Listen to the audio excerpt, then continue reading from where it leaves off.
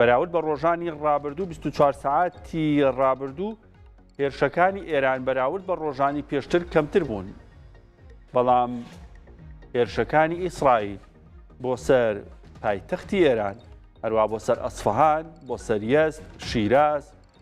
کەرەج، تەنانەت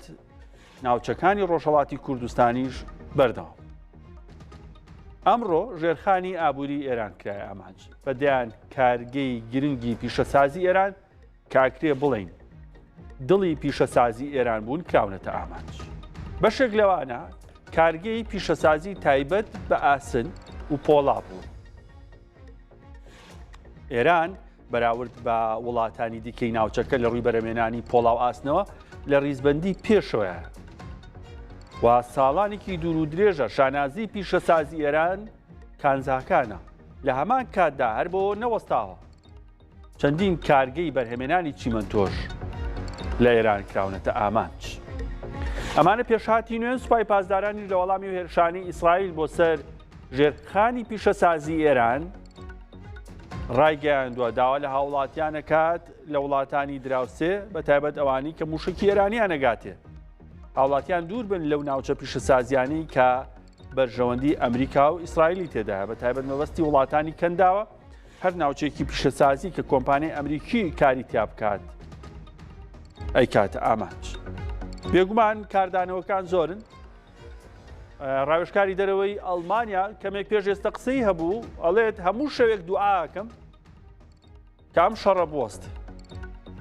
کەسایەتێکی سیاسی کە نوێنەرایەتی سیاسەتی دەرەوەی ئەڵمانیا ئەکات بێوێ دوعا بکات بۆ وەستانی جەنگ، ئەبێ بارودۆخەکە لە چ ئاستێکا بێ و کاریگەری گەورەی ئەم جەنگەش لەسەر وڵاتانی ئەوروپا ئەبێ گەیشتوێتی چ ئاستێک کەوا ئەوروپیەکان تا ئاستێک دەستەوسان وەستاوە. هەروەها سوپای ئیسرائیلیش بەردەوامە لە بڵاوکردنەوەی زانیاری لە تۆڕە کۆمەڵایەتیەکان بۆ هاوڵاتیانی ئێران کە داواکات هەندێک ناوچە بە تایبەت ئەو شوێنانی نزیکن لە پارێزگای یەزد و کەرەج و ئەسفەهان چۆڵ بکرێن چونکە ئەگەری هەیە هێرشی سەربازیان بکرێتە سەر دووبارە. هەروەها نەخشەیەکی بڵاو کردوێتەوە کە ئاماژاکات بەو کارگانی کە لێست ئەمڕۆ بردومان کرا ئاماژەی بۆ کردووە کە کارگەی دروستکردن یاخود دەرهێنانی یۆرانیم بوون لە ناو پێکهاتەکانە. یۆرانیۆم وەکو پێکهاتێکی سەرەکی ئەتۆم ڕۆڵی گرنگی هەیە وەکو مادە و کەرەستەیەکی خاو. بێگومان لە نێو خاکی ئێران ئەکرێ بڵین کۆگایەک یاخود لە نێو خاکی ئێران پێکهاتێکی باشی یۆرانیۆم هەیە لە چەند ناوچەیەکی جیاواز کێڵگەی دەرهێنانی یۆرانیۆم هەیە. پێویستی بە پوختەکردنە و دواتریش پێویستی بە پیتاندنە. بێگومان پیتاندنەکەی ئەبێ لە نێو وێزەکانی ئەتۆما بکرێت کە زیاتر نەتەنز و ئەسفەهان و فۆردۆن. بەڵامەوەی کە باس کراوە سوپای ئیسرائیل دەڵێ لەم کارگەی یەزد یۆرانیۆم دەرهێنراوە و هەروەها لە عێراقیش هەوڵی پیتاندنی دراوە. بێگومان لە پارێزگای عێراق نزیکی هەمەدان و تارانە پێشتریش ئاوی قورسی عێراقی لێبوو کە ڕۆڵی هەبوو لە پیشەسازی یۆرانیۆمە. ئەڵێ دووبارە دەست بە پیتاندنی یۆرانیۆم کراوەتەوە. ئەمە میدیاکانی ئیسرائیل دەڵێن بۆ پشتڕاستکردنەوەی ئەم زانیاریانە ئاژانسی وزەی ئەتۆمی ئێران ئاماژەی بۆ کرۆ لە ئەنجامی بردومانی ئەو کارگەی یەزد تیشکدانەوە ڕووی نەیەوە. ئەمە پشتڕاستکردنەوەی دەرهێنانی یۆرانیۆمە لەو کارگەیە کە کارگەیەکی تا ئاستێک ڕوون بووە و هەروەها دیار بووە. هەروە پێشاتێکی نوێ لە ڕووی سەربازیەوە هەبوو ئەمڕۆ لە ئێران، ئەویش بریتی بوو لەوەی کاتێک موشکێکی ئێرانی ئاراستەی ئیسرائیل دەکرێت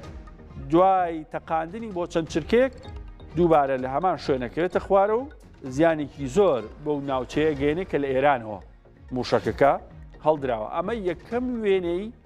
موشکی ئێرانیا کە نەتوانێت سەرکەوتوو بێ لە هەڵدانی وە پێ ئەچێ موشکێکی نوێ بێ تاقی نەکراوە بێ و یەکەم جار بێ لە جەنگ بەکارهات. هەروەها بەڕێزان هەندێک پێشهاتی نوێژ هەیە لەسەر ئاستی نێودەوڵەتی. وەزیرانی دەرەوەی گروپی حەوت بەیاننامەیەکیان هەبوو داواکەن هەرچی زووە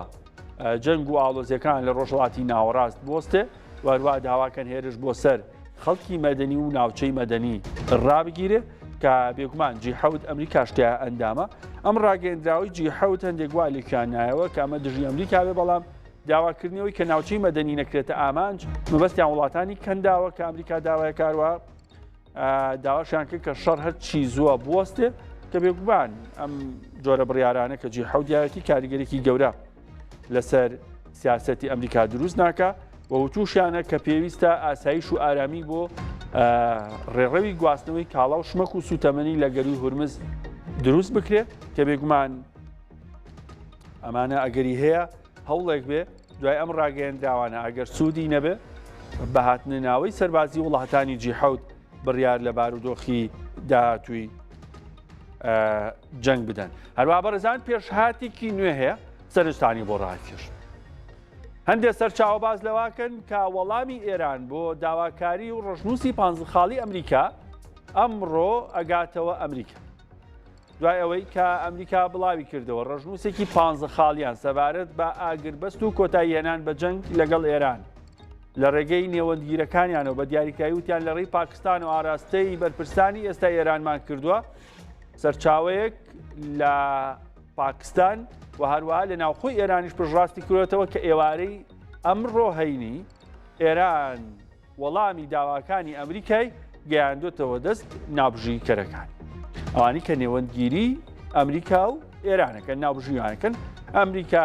پاکستانە تورکیا میسرە کە سێ وڵاتن ئەم جار ڕۆڵیانەوە بەڵام زیاتر ڕۆڵەکە بەر پاکستان کەوتووە جا ئەمریکا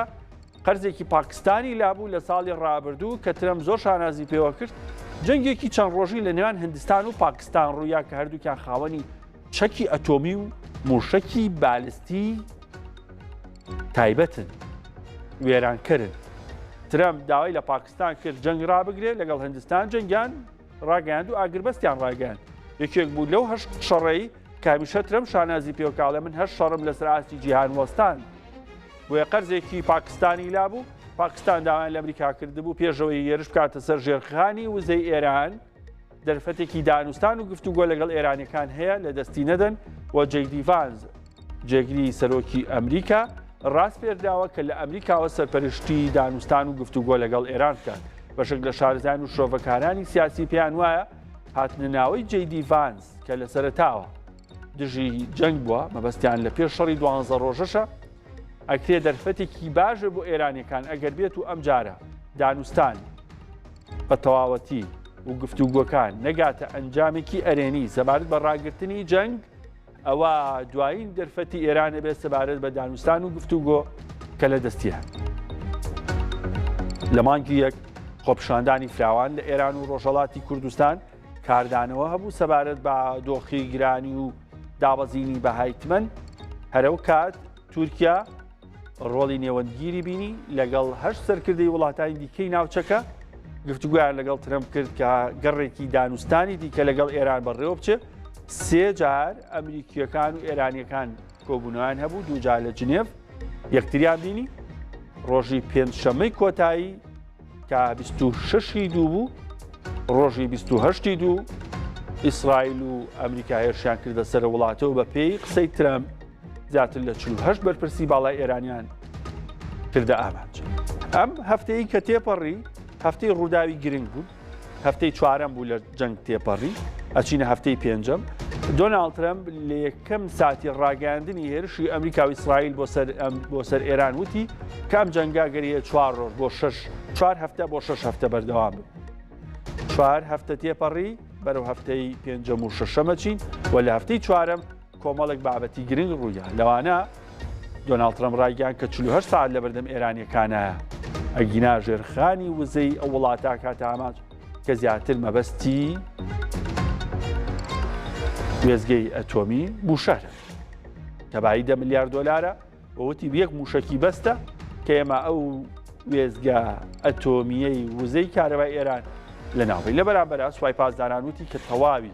سەرچاوی وزە لە وڵاتانی کەندا و ناوچەکە کاتە ئامانج لە بەرامبەر هەر هەوڵێکی ئەمریکا بکرێتە سەر ژێرخانی وزەی ئێران ئەمڕۆ لە پێشهاتێکی نوێ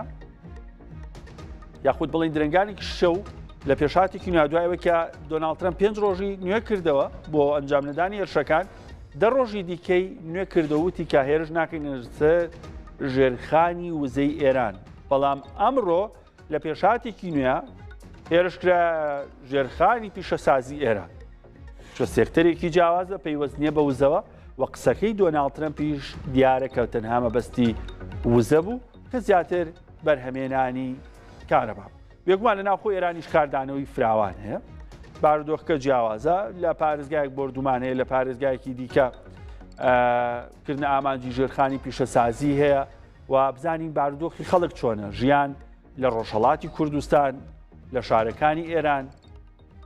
کاروباری دامەزراوەکانی حکوومەت و بانکیش ئێستا چ ڕۆڵێکیە لە کاتێکا کە تمەن تا ئەستێک بەراورد بە دەستپێکی هێرش کەمێک بەهاکەی بەرز بۆتەوە بارودۆخکە لە سنگێنین وە بزانین دوای زانیاریەکان لە ناوخۆی ئێرانچی لەگەڵ سامان سلەیمانی پەیامدەری کورسات نیوز قساکەم سامان سڵاو لێبێ دوایی زانیاریەکان لە ناوخۆی ئێران چی هەیە کاردانەوەکان چین و دواتریش هەنێ پرسیاری دیکە سەبار بە بانک و دەوامی خوێندنگە و زانکۆکانی شلیەکەم بەس جارێ مەبەستمە ئامەمان پێ بڵیت و ئەو کارگانشی کرانە ئامانج کارگەی گرنگی لە پیشەسازی ئێرانە سڵاوت لێبێ ڕاستیەکەی ئەوەیە کە لە دوێشەوە کە قسەمان کردەوە باسم کردم سەعات هەشتی شەو بە کاتی تاران هێرشێکی بێ نەکرای سەر شارەکە کە تقریبا نتوانم بڵێم لە 4 هەفتەی ڕابردووە وێنەی نەبووە ئەو هێرشانە پەیتا لە دوێشەوە تا ئەم لەحزە کە من لەگەڵ تۆ قساکەم تقریبا 3 وەجبەی تریش بە درێژایی ئەمڕۆ و دوێشە و لانی کەم لە شاری تاران بەردەوام بووە شارەکانی تریش بە هەماشەوە ئیسفەهان بووە کرماشان بووە ورمێ تەبرێز و چەندین شاری تر کە ناوەندە پیشەسازیەکانی تیا بووە کرامەتە ئامانج و دەردانەوەی زۆری هەبووە و خوێندنەوەیکیش لە ناوخۆی ئێران بۆ کردنە ئامانجی و ناوەندە پیشەسازیانە ئەوەیە کاڵێن ئیسرائیل ترسی لە ڕاگیرانی شارەکە لەلایەن ئەمریکاوە هەیە بۆ لە ڕۆژانی داهاتووە هەموو هێزی خۆی بخاتە گەڕ و ئەمە لەلایەن بەرپرسانی ئیسرائیلیشەوە لە ڕاگەیاندنەکانی نزیک لەوان باس کرا بۆ کە ئیسرائیل ئامانجێکی وای هەیە بەڵێ ئەو ناوەندانە زۆر گرنگ بوون چونکە زانی ئێران یەکێک لە دەوڵاتی یەکەمی جیهانیە لە ئاست بەرهەمهێنانی پۆڵاو ئاسن و دوو ناوەندی گەورەی بەرهەمهێنانی ئاسن و پۆڵا لە ئێران لە ئەهواز و لە ئیسفەهانن کە هەردوو ناوەندەکە ئەمڕۆ کراونێتە ئامانج و ئێران بە هەڵەیەکی گەورەی ئەزانێەوە لە ئەمان کاتدا ئەڵێ دژی پەیامەکانی دۆناڵد ترامپە چەند دەقە پێش ئێستا عەباس عەراقچی توییتێکی بڵاو کردووەتەوە ئەڵێ کە وەڵامەکەمان زۆر پەشیمان کردووە یەکلاکەرەوە بێ بۆ ئەو ناوەندانە چونکە بڕیار بوو ناوەندە ژێرخانەکان و ناوەندە پیشەسازیەکان نەکرێنە ئامانج بەڵام نەتەنها ئەو دوو ناوەندە بەڵکە بەڵکو دوو ناوەندی تری ئەتۆمیش کە لە دەرەوەی سیستەمی ئەو ناوەندانن کە ئەمریکا وەکو ناوەندی ئەتۆمی نایاسایی باسییانەکان ناوەندی زۆر ئاسایی و لە بواری پزیشکی و کشتتوکاڵە ئیشەکەن ئەوانش کراونێتە ئامانج بە تایبەت ئەوەی شاری عێراق و ناوەندێکی تریش کە خودی ئیسرائیل بە فەرمی ڕایگەیاند و ناوەندی پیتاندنی یۆرانیۆم بۆ لە نزیک ئیسفەهان ئەمانەوەی کردووە کە بەڕاستی ئێرانیەکان هەم لە ناوخۆ لەلایەن خەڵکەوە خەڵکیش ئەڵێن هێزی یانی و هێزی ئەمریکا و ئیسرائیل بە پێچەوانەی ئەو دروشمەوە کە ئێراندا ئەوەی بۆ ئازادکردنی خەڵکی ئێراندین لە ئەمڕۆ ئەبینم دوای بە تایبەت ئەو دوو ناوەندە پیشەسازیە زۆر باسەوە کرێکاڵێن ئەوان بۆ وێرانکردنی ئێران هاتوون و ئەو ناوەندە پیشەسازیانە پەیوەندیان بە خەڵکەوە هەیە و زۆر باسی مێژوەکەشی ئەکرێت چونکە ئێران لە بەرهەمهێنانی پۆڵا ئەزانین لە پێش شۆڕشی ئیسلامی ئێران بەرهەمهاتەوە ناوەندانەوە کاتی خۆی ئەمریکا دژی ئەو بووە کە ئێران بچێتەنا ئەو بوارەوە لە بواری پیشەسازیەوە کاتی خۆی ئێران توانیوێتی ئەوە بکاوە لە ڕێگەی کاتی خۆی یەکێتی سۆڤیەتەوە سەنعەکەی ئەو پیشەی هێناوەتە ئەو ئێرانەوە و توانیوێتی بێتە یەکێک لە دەوڵاتی یەکەمی جیهان لاست بۆ بەرهەمهێنانی پۆڵاوە دەنگدانەوەی بەڕاستی لە ناو خەڵکیشا زۆر بووە و وای کردووە کە هەم سوپای پاسداران هەم وەزارەتی دەرەوە هەڕەشەی گەورە بکەن سوپای پاسداران ئێران ئەم ئێوارە لیستێکی بڵاو کردوێتەوە کە 6 ناوەند لەخۆ ئەگرێ 5 ناوەندی بەرهەمهێنانی پۆڵاو ئاسن لە کەنداوی فارس لە وڵاتانی عەرەبی ناوەندێکیش لە ئیسرائیل و فەرماندەی هێزی ئاسمانی سوپای پاسداران لە توییتێکە ئەویش ڕایگەیاند و توێتی هەموو ئەو کەسانە کە لە نزیک ئەم 6 ناوەندەن شۆ خۆیان بە دوور بگرن چونکە وەڵام ئەدەینەوە تەنانەت لە تویتەکەیشیدا ئەڵێ کە وەڵامەکەی ئێمە چاو لە بەرامبەر چاوە نابێ وەڵامەکەمان زۆر یەکلاکەرەوەتر و تونتر ئەبێ لەوەی کە ئەمڕۆ زیان بە ناوەندەکانی ئێران گەیشتووە دەنگدانەوەی هەبووە خاڵێکی گرنگی تریش کە ڕاستەوخۆ پەیوەندی بە تۆشەوە هەیە بیلال ئەوەیە کە ئەزانی لە 2 ساعاتی ڕابردووە بەڕاستی درێژەی ڕوتەکەی شەوی ڕابردوو یەکسەد نرخی نەوتیش خەریکە بەرزە بێتەوە ئەوە چەند دقە پێش ئێستا 112 دلاریشی تێپەڕان و هەموومانە ئاماژەن بۆەوە کە بازاڕەکانیش خۆیان قۆناغێکی دژوارتری شەڕەکە بەتایبەت دوای ئەوەی کە ئەمشەو ئەوترێ بازاڕە جیهانیەکان 48 کاتژمێر داخرێن ئامادە کردووە بەڵام هەموومانە لە پاڵ هەموو ئەو هەواڵانەشە کە باس لە ئەگەری ڕێکەوتن و دانوستان و بە شێوە جیاوازەکانێکە بەڵام هەروە ئاماژەندە عباس عراقچی چەند دقە پێش ئێستا دیسان وتوێتی کردەوەکانی ئەمریکا و ئیسرائیل و تەنانەت دانی بۆ باسی لەوە کردووەڵی ئیسرائیل ئەو ناوەندە پیشەیانی ئێرانی بە گڵۆپی سەوزی ئەمریکا پێکاوە ئەمڕۆ ئەڵێ هەموومانە پێچەوانەی وتەکانی بەرپرسانی ئەمریکایی بۆ دانوستان و ڕێکەوتنە. زۆر باشە سامان سەبارەت بە دۆخی ناوخۆی ئێران لە دوکان و بازار لە ڕۆژهەڵاتی کوردستان لە شارەکانی ڕۆژهەڵاتی کوردستان تاگاتە تاران باردۆخی دوکان و بازار و پێداویستی خەڵک چۆنە؟ بلال پێشەوە وەڵامی پرسیارەکەەوە شتێکم بیرکەوتەوە ئێستا هەواڵە بڵاو بۆتەوە چەند دقە پێشەستا ئەوترێ کە بەرپرسانی پارێزگای کرماشان وتیانە لە 3 هێرشی جیاوازە لە 3 ناوچەی سڤیل و مەدەنی دوانی لە ناوشاری کرماشان یەکێکیان لە دەرەوەی شارەکە لە ئاواییەکی نزیک کرماشان تا لەحزە 11 کەس خەڵکی سڤیل و مەدەنی بە وتەی ئەو بەرپرسانەوە پێ ڕاگەندراوە فەرمیە گیانیان لە دەستاوە کە ئەمە بۆ لە ڕۆژهەڵاتی کوردستان بەم شێوە هەواڵێکی تازەیە ڕوویداوە سەبارەت بە بازار ئاماژە بەوە بم کە بازارەکان بە شێوەیەکی گشتی کراون و تەنانەت ئەمڕۆ بینیمان مەسعودی پزیشکیان لە تاران سەردانی مارکێتێکی کردووە لە نزیکەوە چاودێری بابەتەکەی کرد حکوومەت هەوڵی داوە تا ئێستا هیچ گرفتێک بۆ دابینکردنی پێداویستی ڕۆژانەی خەڵک دروست نەبێت لە کاتێکدا کە چاودێرانیش ئەڵێن ئێران دانیکەم 3 بۆ 6 مانگ لە کۆگاکانە پێداویستی تایبەتی هەیە لە بڕێ شوێنە بەڕاستی بڕێ گرانی ئەبینرێ بەڵام گرانیەکە بە شێوەیەکی بەربڵاویە بەڵام ئەوەی کە زیاتر لە ڕووی ئابوووریە و بشاری بۆ خەڵک هێناوە داخستنی هەموو جونگەکانی بازار بە شێوەی گشتیە چونکە لە بارودۆخێکی وا خەڵک کەمتر بازارەکەن و تەنانەت بڕە لە بازارەکانی خواستیان لەسەر کەمترە خەڵک هەوڵەدەن زیاتر پێداویستیە زۆر پێویستەکانی ڕۆژانەی خۆیان دابین بکەن بەشێ لە خەڵکیش لە ڕێگەی ئینترنێتەوە بەڕاستی ئەزانی ئینترنێت لە ئێستادا بۆتە بەشێکی گرنگی بازار و کاسبی و ئیشی خەڵک ئەوەش داخراوە بشاری بۆ بڕە لە خەڵک دروست کردووە و ئەمە وایە کە تەنانەت حکوومەت ئەمانگە لە 12 ڕۆژ دووتر معاشی موچەخۆران دابین بکە کۆمەڵی هەوڵی تریش لە ئارا هەیە لەلایەن حکوومەتەوە بۆ نمونە یارمەتیە ماگانەی کە ئەیدا دیسان ئەوەش زووتر دابینی کرد بۆ خەڵک بەڵام بەگشتی بازارەکان هێشتا ئەتوانن بڵێن تووشی ئەو شۆکەی کە شتی شەڕبێ نەبوون و حکوومەت هەڵی داوە ئەمە کۆنتڕۆل بکە لە پاڵ ئەوەدا سەرایەوەی کە کۆمەڵی زیان بە کۆمەڵی ژێرخان گەیشتووە چ لە ئاز ژێرخانەکانە چ لە ناوشارەکانە بەڵام بڕینی ئاو و کارەبا و گاز و ئەمانش تا ئەم لەحزە ڕووی نەداوە بۆ نمونە لە شاری تاران ئەوترێت تا ئێستا 280 زیانی ڕاستەوخۆ بە وێستگەکانی کارەبا گەیشتووە بەڵام حکوومەت نەهێشتووە هیچ بڕینێکی کارەبا بۆ نمونە لە شاری تارانیش لە سەعات زیاتر تێپەڕێنە سەبارەت بە خوێندنیش نازانم لە پرسیارەکە تا هەبوو خوێندن سامان هەم خوێندنگاکان زانکۆکان چ باسە وەروەها لە بابەتی سیستەمی بانکیش بانک هەیە خەڵک ئەتوانێت سەردانی بانکە و ئەگەر بانکیش نییە تا چەند بە موبایل بانک ئەتوانن پارە بۆ یەکتر بنێرن تا چەند ئەوەی کە پێوتی ئابربانک یاخود ئەیتیەمەکان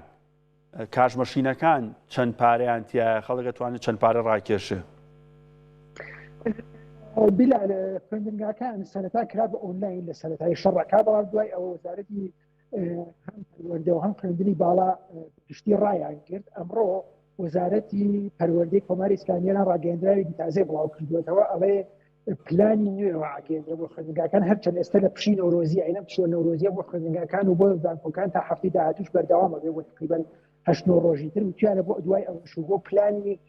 تاقیکردنەوەی زانکۆ خوێندنگاکانیش کە بڕیایە لە کۆتایی مانگی 5 جوانی 6 بەڕێوەچوتێتی پلانی تازە ڕاگەیەنی لە ڕاگەیەندراوە داهاتوەکانمانە بەڵام سەبارەت بە بانکەکان لە هەفتەی یەکەمی هێرشەکە ئەزانین کە 2 هێرشی ئەلکترۆنی کرایە سەر بانکەکانی ملی سپە ئەو دوو بانکە تا ڕادەی ئیشەکانیان ڕاگیرا بە تایبەت بە شێوەی ئۆنلاین بەڵام دوایەوە ئەوانەش چاک بوونەوە مۆبایل بانک و ATM و ئەوانە ئیشەکەن تۆزێک کێشەی پارەی کاش لە ئەیتیەمەکانە لە بڕێ شارە هەیە بە شێوەیەکی تقریبا نتوانن بڵێن بەرچاو بەڵام زۆرتر خەڵکی ئێران چونکە بە شێوەی ئۆنلاین پارەگواستنەوە ئیشی پێکرێت و لە هەموو دوکان و بازارەکانیشە دەستگای ئۆنلاین هەیە بۆ پارە ڕاکێشان هەموو ئەمانە ئیشەکەن و تام لەحزە کە من تۆ قساکەین دەیەکەوە هیچ کێشەی نەبووە بەشێکی تری پرسیارەکەشێت سەر ئەوەی کە بانکەکان بە چ شێوەیەک ئیشەکەن بڵێ سەرڕای ئەوەی کە ئەم چەند ڕۆژێ ڕابردوو شوین ئەوڕۆزی بوو ئەگەر لە حاڵەتی ئاساییە بووینایەتە بانکەکان دانیکەم 4 ڕۆژ پشتی تەواوەتیانە بوو بەڵام لەم ماوە بە پێ ڕاگەیاندراوە فەرمیەکان بانکەکان بە شێوەی لە ساعت 20 ڕێژەی کارمەندەکانیان ئیشیان کردووە ئەمە درێژ کراوەتەوە هەفتەی داهاتووش دیسان و ئەوەتە وتاوە بە پێی شوێن و پێی پارێزگای لە ساعت 20ەوە بۆ لە ساعت ئەو شوێنانەی کە خواستیان لەسەر زیاترە یا بۆ نمونە بوونەتە شوێنی چوونی خەڵک بۆ نمونە لە پارێزگاکانی باکوور ئێران لە شمالی ئێران کە خەڵکی زۆر ڕویان تێکردووە بۆ نمونە پارێزگای مازندران ئەو زیاتر لە 7 ملیۆن خەڵکی تایە ئێستا بەپێی وتەی پارێزگاری و پارێزگایە لەوێ لە ساسەی بانکەکان لە ساسەی کارمەندەکانیانەوە بە شێوەی ئاسایی لە 7 بەیانیەوە تا 1 میلیۆن یۆڕۆ ئیشەکەن بەڵام لە شوێنەکانی تر بەپێی ڕێژەی کارمەندەکان و ڕێژەی خواستی خەڵک لانیکەن لە ساعت 20 کارمەندەکانە بێ لە شوێنەکانیانە حاضرن بەڵام سەعات و کاتژمێری ئیشکردنیان بە هەمان شێوەی جاران 7 بەیانی تا 1 و بۆ ڕۆژانی شەمە تا چوارشەمە پێنجشەمانیش کە تا 12 یۆڕۆ بێت و ڕۆژانی جومعەیش کە پشی فەرمیە ئەمە درێژ کراوەتەوە بۆ هەفتەی داهاتووش کە لە هەفتەی داهاتووە دوای کۆتایی هاتنی پشوە فەرمیەکانی نەورۆز ئەبێ چاوەڕوانی جاوی تازە بین بە پێی بارودۆخەکە هەم بۆ بانکەکان هەم بۆ خێزەکان. زۆر باش ساماسلیانی پامنێری کورسات نیوز لە تاران هەر بژیت بە یوای سەلامەتی بۆ واڵ و زانیاری نە بێگومان ئەگەڕێمەوە بۆلات ئەوەی کە هەیە لە ئێران تەکو ئاستێک بەشێک لە پارێزگاکان تاکو ئێستا هێرشی چڕوپڕیان نەکراوەتە سەر پێچێ بابەتی دوکان و بازار لەو شارانە ئاسایی بەڵام لە شوێنەکانی دیکە ئەساینە بەڕێزان سەرتان ڕاکێشم بۆ هەندێ وێنەی ئێران هاوکارانمە و وێنانی کە هەبوون بماننێ باباسێکتان بۆ بکەم عەباس عێراقچی ڕاگەیەندراوێکی هەبووە لەسەر وێنەکانی یاخود لەسەر بردومانکردنی کارگە و هەروەها وێزگە ئەتۆمیەکان ئەمڕۆ جگە لەوەی کە 2 کارگەی گەورەی بەرهەمێنانی پۆڵاو ئاسن لە ئێران بردومان کراوە بێگومان وێزگەی ئەتۆمیش بردومان کراوە کە پێوتێ ئاوی قورسی عێراق کە توانای هەبوو 6 مێگاوات کارەبا بەرهەم بێنێ 40 مێگاوات کارەبا بەرهەم بێنێ ئەو وێنانی کەیبینن بەڕێزان ئەوە یەکێکە لە باڵەخانەکان لە گەڕەکی 13 ئابانی تاران بەرەبەیانی ڕۆژی جومعەیە کراوەتە ئامانج بەشێک لە زانیاریەکان ئەڵێن کە تیرۆری هەدەفمەند بوواتە بۆ تیرۆرکردنی بەرپرسێکی باڵا بووە و ئەمە میدیاکانی ئێران خۆیان ئەم وێنانیان بڵاو کردوێتەوە واتە لەلای میدیاکانی ئێران خۆیەوە و ئەمە کساتی دەرهێنانی خەڵکە لەژێر داروپەردوی ڕووخاوی باڵەخانەکان وەگەی بینن کە چەندی تیمی بە فریاکەوتن ڕزگارکردن سەرقاڵ هێنانە دەرەوەی خەڵکن بە دۆخێکی سەخت و ناڕەحەت لەژێر داروپەردوی ڕووخاوی بردومانەکانی تارانن ئەوەش هەر هەمان شوێنە بەیانی ڕۆژی جومعەیە بەرەبەیانە کاتێک لەلایەن فڕۆکە جەنگیەکانی ئیسرائیلەوە ئەو ناوچەیە کە ناوچەی 13 ئابانە لە تاران بردومان کراوە کە بەڕوونی دیارە وێرانێکی زۆری لە دوای خۆی جێهێشتووە هەروە بەڕێزان ئەوەش کەی بینن ئەوە وەک باسم کە 13 ئابانە هەندێوێنی تر هەبوو با ئەوانی ترم شامل ئەوانیشتان با بۆ باسکەم کە تاستێک بە ڕوونی لەوێنە و ڤیددیۆکان دیارەکە چ کاریگەریکی بردومانەکانی ئەمریکا و ئیسرائیل لەسەر شوێنی بردومانەکان هەیە کە بە تەواوەتی ئەو ناوچەی وێران کردووە هەندێک وێنەی تر هەبوو هاوکارانم وێنەکانی تر مابنێ بریتی بوون لەوانی کە یەست هەروەها وێزگەی خەندابە لە عێراق کە بردومانکراوە مێنانە وێنەی ساتی دەرێنانەوەی خەڵکن وەگەبین بە ناڕەحەتێکی زۆر لەژێر داروپەردووی هەر ئەو سەقفەی سەرەوە بە تەواوەتی داڕوخاو پایە بە دووسێشیش وەساوەتەوە بەڕاستی و تیمانی فریاکەوتن و ڕزگارکردن جورئەتیان هەیە ئەچنە ژێر ئەو داروپەردووە ڕووخاوەی کە هەیە بەڕێزان هاوکارانی کۆنتترۆڵم هەنێ وێنەی ترم بۆ ناردەبوون لەگەڵ ڤیددیۆی تر ئەوانشمان بەنێ هەر لەگەڵ ئەوانی ترابوو ئەم نەخشەی کە لەسەر شاشی کورسات نیوزە بە پێی وێبسایتی مارینایە کە تایبەتە بە هاتوچۆی کەشتی و کەشتیگەلی لە دەریاکان لەسەر ئاستی جیهان بەپی ئەو GPS هەیەیان هەر کەشتێک GPSەکە ئیش پێ کردبێت و بە فەرمی لە نێو کەشتیگەلی جیهانیە ئاڵوگۆڕ بکات لە نێو ئەم وێبسایتەیە دیارە پێشتیش باسم کرد کە ئەم خاڵە سوورانی کە هەن کەشتی گوێزەرەوەی نەوتن نەوت و بەرهەمە نەوتیەکان بەرز نییە خودی نەوتی خاو بێ گاز وایل و گاز و وەروە بەنزین و نەفتا و کۆندەسەیت و هەموو ئەمانە بە خاڵی سوور دیاریکراون وەگە بینن پۆن خواردنەوەیکی زۆر هەیە لە دیوی ناوەی کەنداوی عەرەبی لە دیوی دەرەوەی کەنداوی عەرەبیش بە تایبەت مەبەستم بەشی ئەم لای وێنەکەیە ینی بۆ ئەم لای وێنەکە ئەوە بریتە لە عومان کە تا ئاستێک کە شتەکانیان لەوێ نەوتی عومان بارەکە واتە ئەو سوورانەی دەرەوەی کەنداوی عەرەبی تا ئاستێک گرفتێکیان نییە یەن نەوت بارەکەن ئەڕۆن ئەگەر خاڵیش بێت ناتوێتن بۆ کەندا و لەوێ لەنگەریان گرتووە و باشتر دۆخیان لە چاو ئەوانی کە لە ناو کەنداوە پۆنگیان خواردوێتەوە ئەو وێنانشی کەیبینن بە ڕێزان وێنەی گەزدا بردومانکردنی کارگەیەکی دەرهێنانی یۆرانیۆمە لە ئیست وەگەبینین دوو کەڵێکی زۆر ئاسمانی ناوچەکەی تەنیوە دوو کەڵێکی زۆر بەهۆی بردومانەیەک لە دوایەکەکانی دوانیوە ڕووی ڕۆژی هەینی کە یەست بردومان کراوە کە کارگەیەکی بەرەمێنانی یۆرانیۆم بۆ دەرهێنانی یۆرانیۆم بۆ کراوەتە ئامانج بردومان کرا ئەم وێنانە وێنەی عێراقن وێزگەی خەنداب بردومان کراوە وێزگەی خەنداب ئاوی قورسی عێراقە کە وێزگەیەکی ئەتۆمیە بەڵام ئێران ئەڵێ لە بواری مەدەنیا بەکارێ بەڵام ئیسرائیل ئەڵێ ئەمە تایدا چالاکی ئەتۆمی کراوە ئەوە تا ئەیبینن هاوڵاتیان ئەڵێن ئەوەی نزیک بوون لەوێ ئەڵێن ئەو بردومانی کراوە دواتر ئەم ئاگری لێکەوتۆتەوە بۆ ماوەیەکی زۆر شت سوتاوە کە وێزگەی خەندابە نزیکەی 40 مێگاوات کارەبا بەرهەمێنێ لە هەرێمی کوردستان ئێمە 3600 مێگاوات کارەبا بەرهەمێنی یعنی 40 مێگاوات ڕێژەیەکی زۆر نییە ژمارەی زۆر نیە ئەڵێن کاریگەرینە بۆ لەسەر سیستەمی کارەبای ئێران بەڵام ئیسرائیلەکان ئەڵێن ئەمە وێزگەیەکی ئەتۆمی بووە کە ئاوی قورسی عێراقیشی پێوترێ و لە ماوەیەکی زۆر لەمەو پێش لەلایەن چاودێرانی ئاژانسی وزەی ئەتۆمی نێودەوڵەتیەوە وەکو ناوچەیەکی یاخود وەکو وێزگەیەکی بەشدار لە پیتانی یۆرانیۆم و پوختەکردنی یۆرانیۆمە ئاوی قورسی عێراق بەکارهات لە نێو چارچێوەی بازنەی سووری ئاماژەکان بوون لەگەڵ نەتەنز و فۆردۆ و عێراق لە شەڕی 12 ڕۆژەیە ئاوی قورسی عێراق تەنها دەوروبەری کرایە ئامانج خودی وێزگەکە نەکرا بەڵام ئەمە وێزگەی خەندابە لەگەڵ ئەوەی یەست ئەگەری تیشکدانەوەیان هەبوو بەڵام ئاژانسی وزەی ئەتۆمی ئێرانەڵێ تیشکدانەوە بەهۆی مادەی یۆرانیۆمەوە لەم وێزگانە ڕووی نەیاوە هەندێک وێنی تریشم بۆ ناردبوون ئەوانی تریشمان بەنێ ئەهواز بوو کە ئەهوازیش بە هەمان شێوە بردومان کرابوو لەلایەن فڕۆکەی جەنگی ئیسرائیلەوە بەڕێزان ئاواز عێراقچیش هەندێک قسەی هەبووە لەسەر هێرشەکانی ئیسرائیل بۆ سەرکارگەکان کاڵێ ئیسرائیل لەسەر بە دوو کارخانەی یاخود دوو کارگەی بەرەمێنانی ئاسن و پۆڵای کردووەتە ئامانج هەروەها وێزگەیەکی ئەتۆمی کە وەک عێراقچی ئەڵێت کە وەزیری دەرەوەی ئێرانە ئەم وێزگە ئەتۆمیە وێزگەی ئەتۆمی مەدەنی بووە و ئاباس عێراقچی ئاماژە بکە کە ئیسرائیل توێتی ئەمە بە هەمانگی لەگەڵ ئەمریکا ئەم ئیشەم کردووە و ئاباس عێراقچی ئەڵێ ئەم هێرشانی ئیسرائیل لە کاتێکایە کە مۆڵەتێکی دیبلۆماسی بوو بۆ گفتوگۆکان خۆزگە هاوڕێیانم بیان توانایە ئەو بڵاوکراوانی ئاباس عێراقچیشان بۆ بێناینایە کە تاکو دوێنێ ئەیو هیچ گفتوگۆ و دانوستانێکمان لەگەڵ ئەمریکانی ئێستا ئاباس عێراقچی ئەڵێ ئەمەی کردوتانە پێچەوانەی ئەو مۆڵەتە دیبلۆماسیە ئۆپۆسەیەکە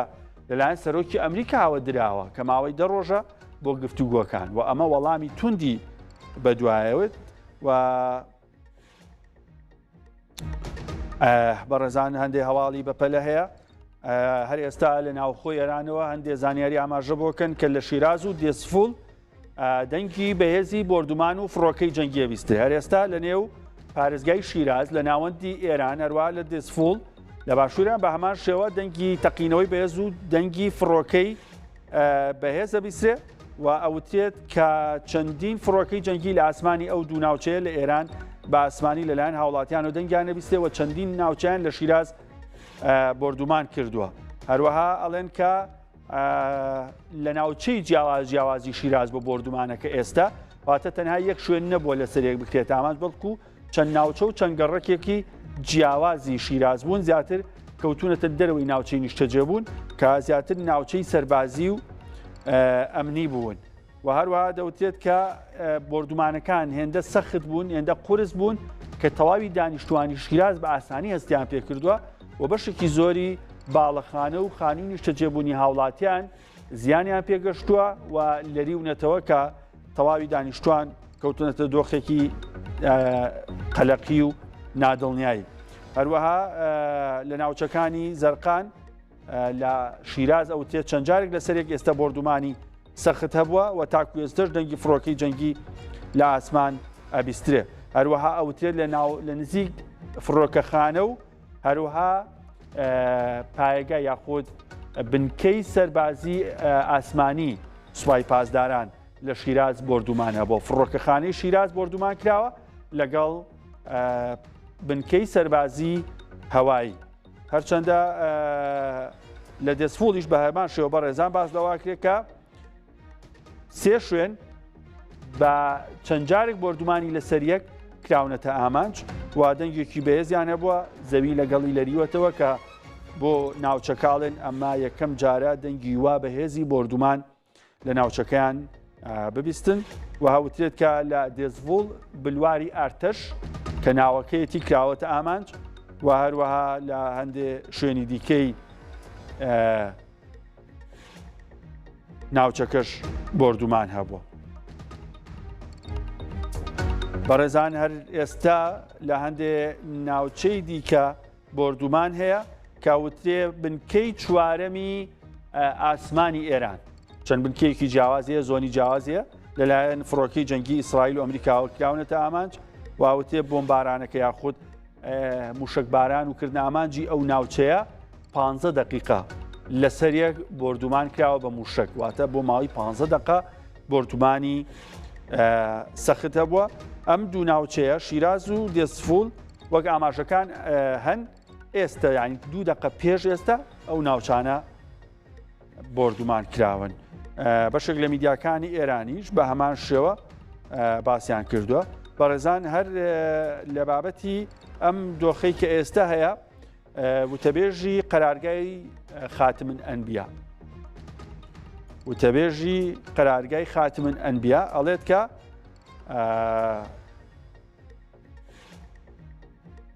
ئەو داواکاریانەی کە ئێمە هەمانە بۆ شەڕ هەتاکو ئێستا بە خەیاڵتانە نەهاتوو مەبەستی ئەمریکا و ئیسرائیلە ئەڵێ ئەو داواکاری و هەنگاوانی ئێمە ئەینین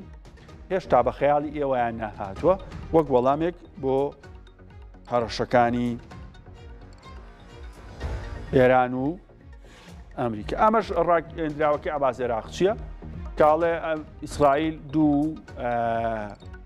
کارگەی ستیل مەبەستی ئاسن و پۆڵایە کردوتە ئامانج هەروەها ناوچەیەکی وێزگی ئەتۆمی مەدەنیشی کردوتە ئامانج. دواتر ئەڵێ ئەم بردومانکردنە ئەم ئەتاکی کراوە خۆتۆس مەبەستی ئەو مودەیە کە دۆناڵد ترەمپ وەکو مودەیەکی دیبلۆماسی بۆ ئێرانی دیاری کردووە کە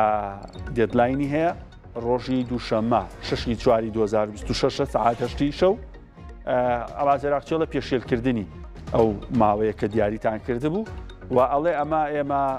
ئیسرائیل باجێکی قورسی ئەمە ئەیات ئەمە بردومانەیە و وێزگەیەکی ئەتۆمیە لە عێراق کە بردومان کراوە لەگەڵ کارگەیەکی دەرهێنانی یۆرانیۆم لە یەست کە بردومان کرابوو ئەوەی کە عەباس عێراقچی ئاماژەی پێکردووە. تاوان ڕاگەندراوەکە عەباس عێراقچی لە ئێکس دووسێ کۆدی گرنگی تیا یەکەم دانێنێ بۆیە کە دانوستان و گفتوگویان لەگەڵ ئەمریکا هەیە کە تاکو دوێنش ئەیان و نیمانە و لە دوای درێژکردن ماوەی دەڕۆژەکەی دۆناڵد ترەمپ هیچ بەرپرسێکی باڵای ئێران نەیوتووە ئەوەی دۆناڵد ترەمپ پێیکا لە خۆوەیە.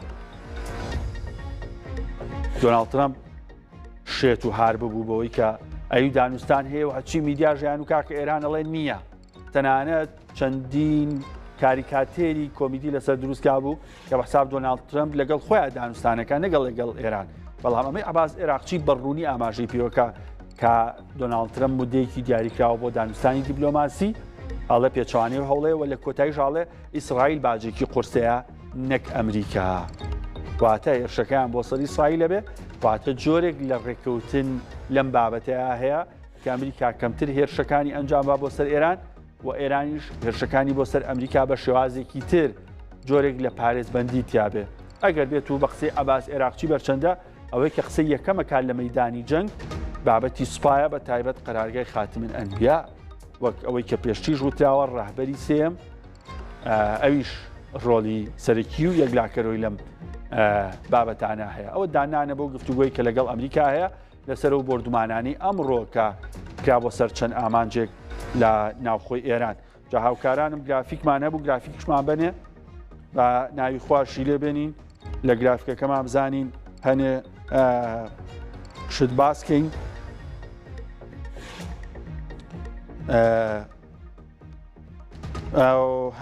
وابزانم دۆناڵد ترەمپیش قسەی هەیە بەڕێزان دۆناڵد ترەمپیش قسەیەکی هەیە بابزانین چیمان پێ ئەڵێ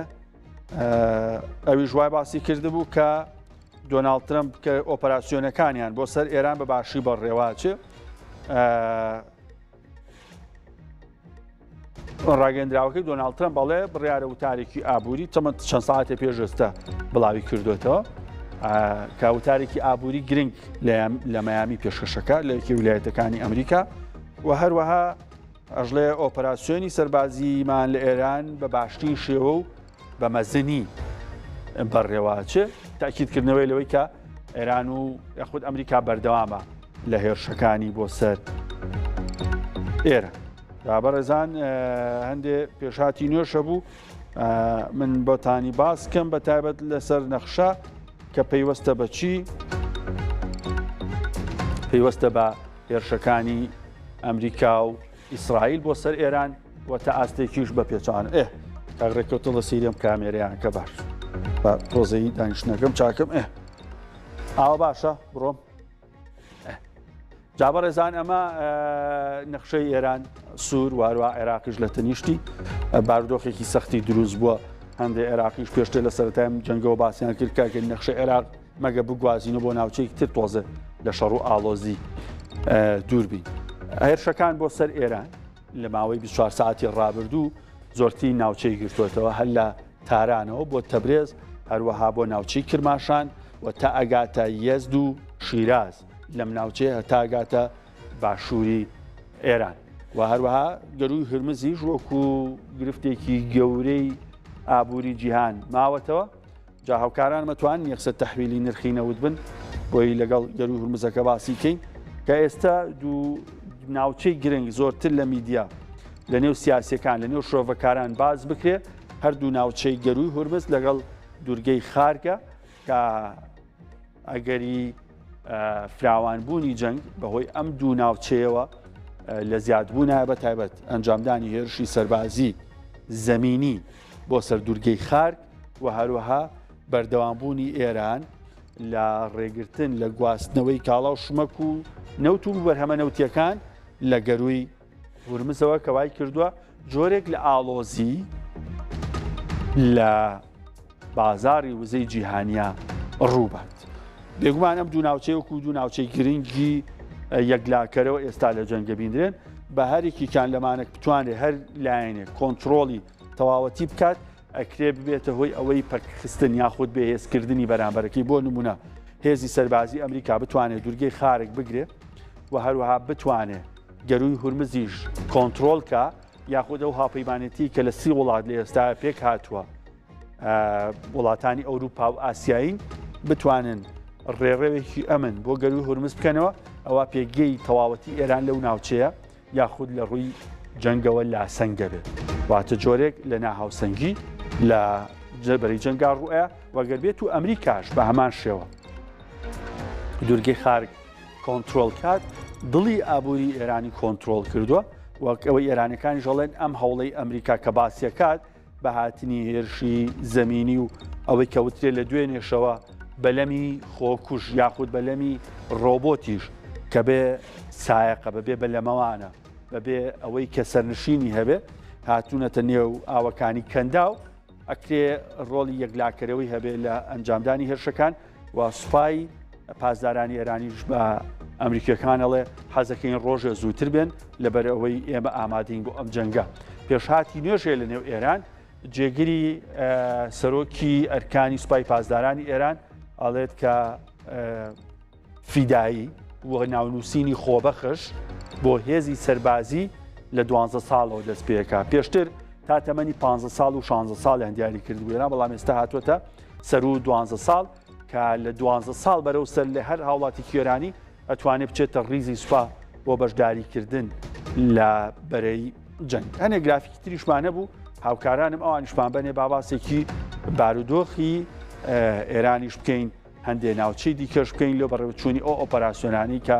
بڕیارە ئەنجام بدرێ و ئەوانی لە 24 ساعتی ڕابردوش لە ناوچەکەیە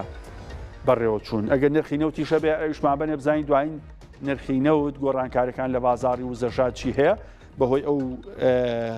ڕێوشوێنانی کە لە گەروی هورمز هەیە دوێنێ دواترم وتی گەروی هورمز کێشەی نییە. ئەگەر سایتی لایڤەکەتان باید نیە زۆر باشترە بوو بۆ ئەوەی جۆرە جیاوازەکانی نرخی نەوتیشمان لا بووە نەوتی برێن $112 دەوان دوێنێت دۆناڵد ترەمپ کاتێک گوتی ماوەی هێرش نەکردنە سەر ژێرخانی وزەی ئێرانم درێژکرێتەوە بۆ 6.4 نرخی نەوت $107 $106 بوو. ئێستا $112 لە بریۆی دابەزێ بەرز بۆتەوە بۆ هۆکارەکەی چییە؟ لە سەرەتای هەفتە کاتێک 40 ساعتی دیاری کردەوە 5 ڕۆژی تری درێژ کردەوە نرخی نەوت دابەزی جاری دومیش درێژکردنەوەی ئیتر بازار خۆشە ئەبێ لەگەڵ ئەم جۆرە قسانەیە مامەڵەکاران متمانەیان نابێ بە شێوازی قسەکە و هەروە خودی درێژکردنەوەکەش ئاگربەست نییە ببوورن ئاگربەست نییە بەڵکو ئەنجام نەدانی هێرشە بۆ سەر ژێرخانی وزەی کارەبای ئێرە جامە پلەی بکەن با بڕوا بزانی چیترمان هەیە لەسەر نەخشەکە بۆ ئەوەی ئەم بابەتە گرنگەکە ڕێکەوت ئەمە زۆر گرنگە باسی بکەین جاروبارێ زوومێکی بکەرە سەر بۆی بینەرا ببینێت تەوە نەمە نەخشەی ئێران بە تەواوەتی و هەروەها عێراقیش لێرە وڵاتانی کەنداو و هەروەها کەنداوی عەرەبی و گەروی هورمز لێرە و هەروەها دەریای عومان لە خوارەوە. بەڕێزان ئەوەی کە زیاتر باز لە ئۆپەراسیۆنی سەربازی ئەکرێ ئەگەرەکان بەم سیناریۆن کە لە سەرەتادا هێزی ئاسمانی ئەمریکا ئەم ناوچەیە لە باشووری ئێران کە پارێزگاکانی کرمان بەشێکی سیستان و بەلوجستان هەروەها لەگەڵ بەندەر عەباس و هەندێک ناوچەی دیگەی لە هورمزگان بردومان کات بردومانێکی چڕ و پڕی هێزی ئاسمانی و دواتر هێزی سەربازی وشکانی کە لە وڵاتانی کەنداو هەیەی هەروە هێزی پەڕەشوتەوان هێزی چەتردارانی ئەمریکا کە فیرقەی 82 دابەزین لە هەندێک ناوچەی بکەن لێرە بە تایبەت لە دوورگەکان وەروە لەسەر خاکی ئێران و هێرشێکی زەمینی لە دەریاوە بە هێزی مارێنز بۆ باشووری ئێران ئەنجام بدرێ و ئەم هێزە ئەکرێ ئەم هێرشێکی ئەنجام بدرێ پاڵپشت بێ بە پاڵپشتێکی بەهێزی ئاسمانی کە ئەمریکا لە ناوچەکە بەهۆی کەشتی گەلیەکانی کە هەیەی و هەروەها بەهۆی بنکە سەربازیەکانی لاریەک لە بەحرین قەتەر کوێیت سعودیا هەروە ئیمارات و تاستێک عومانیش بەکاربێنێ بۆ هێرشانەی کار لەگەڵ ئوردن وەکو ناوەندێکی سەرپەرشتکردنی ئۆپەراسیۆنەکانی لەم ناوچێش ئێران ئەگەری هەیە هاوکاران مەتوان پلەی بکەن چونکە دیمەنی ترمان هەیە ئێرانیش ئەگەری هەیە لەم ناوچانە وەڵامی هەبێ بۆ هێرشەکەی ئەمریکا کە زیاتر لانچەرەکانی ئێران لەم ناوچەیە بوونیان هەیە لانچەر سەکوی هەڵدانی موشکی و درۆنین کە بەشێک لەم ناوچانە تا ئاستێک سەر ڕایەوەی کە بیابانێکی باشیە بەڵام لە هەندێک ناوچە چیای سەختی ژێ بە تایبەت کە ناراوەکانی دەریا کاکرێ لەو ناوچانە تونێل هەبن و لانچەرەکانی هەڵدانی هێزی موشکی بەرەزان پلەیەکی بکەن کە دوای ئەمە شتیتر هەیە باوەشمان پیشان بە ئەم ئێرانیش لێرە وەڵام باتەوە تەبەن ئەنجامدانی ئەمە لانچەرەکانی ئێرانن ئەمیش وەڵامی خۆی باتەوە بۆ کێ بۆ سەر کەشتی فڕۆکە هەڵگری ئەمریکی و هەروەها بۆ سەر بنکە سەربازیەکانی ئەمریکا لە ناوچەکە ئەنجامدانی هێرشی سەربازی زەمینی ئەمریکا لەم ناوچەیەوە تا ئاستێک بۆ کۆنتترۆلکردنی دوورگەکان لە ڕووی استراتیژی سەربازیەوە ئەکرێ ئاسان بێ بۆ ئەنجامدان و کۆنتترۆلکردنی بەڵام مانەوە قورسترە بۆ نمونە خارگ کە دوورگەیەکە لێرە 6 کیلۆمەتر لە وشکانیەوە بۆ ئێران دوورە بە ئاسانی کۆنتترۆلەکەی بە زمانەوەی و بەرگەگرتنی هێرشی ئێرانی موشکی و درۆنی دواتر بۆ سەری ئەکرێ زەرەر بە هێزەکانی ئەمریکا بگەێنێت چونکە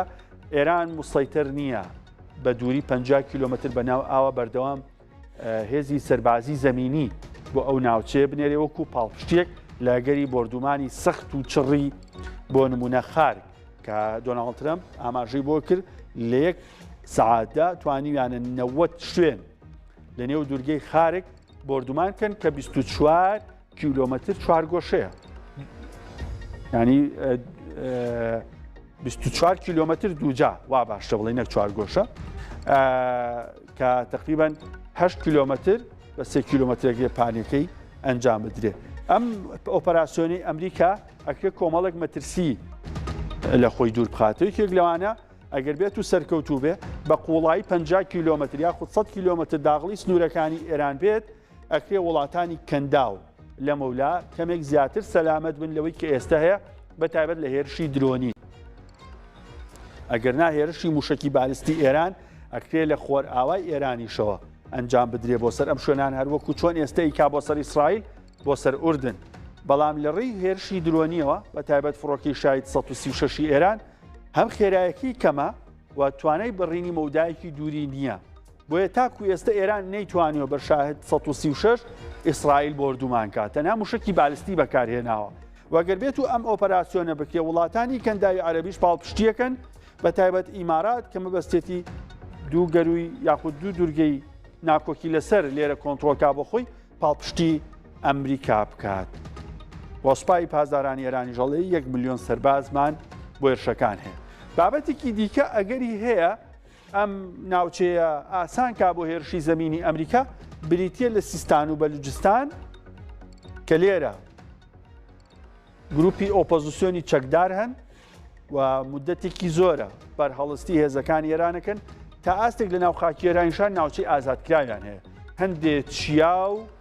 شوێنی بەرزی ناوچەکەیان لەژێر کۆنتڕۆڵایە و سوود لە سنوورەکانی پاکستانی ژۆرەگرن بۆ هێرشەکانیان و لە ناوچەیەکی بەرفراوانە چالاکی زۆریان هەبوو بەتایبەت لە 2 ساڵی ڕابردوو بەتایبەت جەشول عەدل ڕۆڵێکی سەرەکی لە هێرشەکان هەبوو بۆ سەر بنکە و بارگاکانی سوپای پازاران و هێزە ئەمنیەکان لەو ناوچەیە ئەکرێ ئەمە تا ئاستێک پاڵپشتێکی بەهێز بە بۆ هێرشەکانی ئەمریکا لەو ناوچێ. ئەگەری دیکەش ئەوەیە کە هێزی زەمینی یاخود ئەوەی کە پێوترێ پەڕۆشوتەوانەکانی ئەمریکا فیرقەی 82 بۆ ناوەندەکانی ئەتۆمی دابەزینیان هەبێ و لەوێ دەست بەسەر بڕی یۆرانیوم پیتێنراوە بگرن، دواتر ئۆپەراسیۆنەکەشان کۆتایی پێبێنن یاخود دەست بە دابەزین لە هەندێک ناوچە و پایگای گرنگی هەڵدانی موشکی لە ناوچەکان ئەنجام بدەن. ئێران لە بابەتی بەرگری ئاسمانیە تەواو لاواز بووە، ئەکرێم هێرشانی ئەمریکا پاڵپشت بێ بە هێزێکی ئاسمانی زۆر بەهێز کە ئێران ناتوانێت ڕێی لێ بگرێت. ئەو قسانی کە دوێنێ وەزیری بەرگری ئەمریکا کردی کەوتی ئێمە لەم ناوچەیە لە دەوروبەری گەلوی هورمز هەروە لە کەنداوی عەرەبی ئێستا فڕینمان بە فڕۆکەی فایتەری ئەیتێن هەیە کە لە دقەیەکە بە هەزاران گولە ئەتەقێنێ. دیمەنەکانی لە ماوەی چەند ڕۆژی ڕابردوو کە بارگەی حەشدی شەعبی لە عێراق کرد بۆ ئامانج بڵاو بووە لە ئاستێکی نزمە ئەفرێ لەم ناوچەیە فڕینیان هەبووە لەگەڵ هێلیکۆپتەر. هێلیکۆپتەریش بە ماشێوە بە فڕینیان هەبووە کە کرێمە ئامادەکاریەک تێستێک تاقیکردنەوەیەک بێ بۆ ئەنجامدانی هێرش بۆ ئەم ناوچانە. جا هاوڕێیانم هاوکاران لە کۆنتڕۆڵ توان 2 شتمان بۆ بکەن. یەکەم ئەو فڵایت ڕادارەکەمان هەیە بزانین فڕینی کەشتی و یاخود فڕینی فڕۆکە لە ناوچەکە چۆناروە مارینە ترافیکیش بە هەمان شێوە پیشانمان بنەوە بۆی بزانین جموجۆڵی کەشتی لە نێو ئاوەکان لە چ ئاستێکە لەگەڵ نرخی نەوت بە لایڤەوە ئەوەی بزانین بارودۆکان بە چ شێوەیە هەنگاوانێ بەرەو پێشەوە. ئێستا دیارترینشت لە نێو بازاڕەدارایەکان یاخود لە نێو بازاڕەکانی جیهان و لە نێو ئابووریە کە پێمان بڵێ جەنگ بەرەو کوێ ئەچێ نرخی نەوت. نرخی نەوت دابەزێ ئەگەری هێوربوونەوەی دۆخەکە هەیە نرخی نەوت بەرز بێتەوە، ئەگەری قوڵبوونەوەی جەنگ و بەرفراوانبوونی هەیە. هەرچەندە دۆناڵد ترامپ وا ناساوە لە هەر کاتێکا بێ ئەتوانێت بڕیارەکان پێچەوانە بکاتەوە، یاریەکە پێچوانە لە شەڕەوە بۆ ئاشتی لە ئاشتیەوە بۆ جەنگ لە دانوستانەوە بۆ ڕێککەوتن لە ڕێککەوتنەوە بۆ هێرشکردنە سەر بەرامبەر، بەڵام بەگشتی نەوت پێوەرێکی سەرەکیە چونکە وڵاتانی کڕیارانی نەوت لە چین و یابان و کۆریا وڵاتانی ئەوروپا دەستگای مخابەراتی بەهێزیان هەیە لە ناوچەکە. ئەگەر بزان پێشهاتێکی نوێ هەیە کە هۆکار بێ بۆ وەستانی جەنگ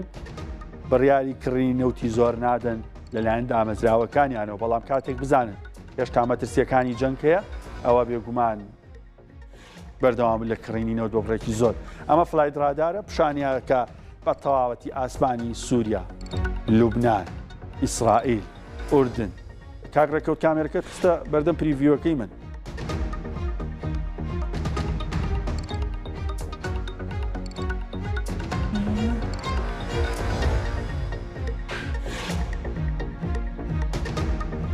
ئەمەیان لا بەڕێکەوت با من پریڤیوەکە ببینم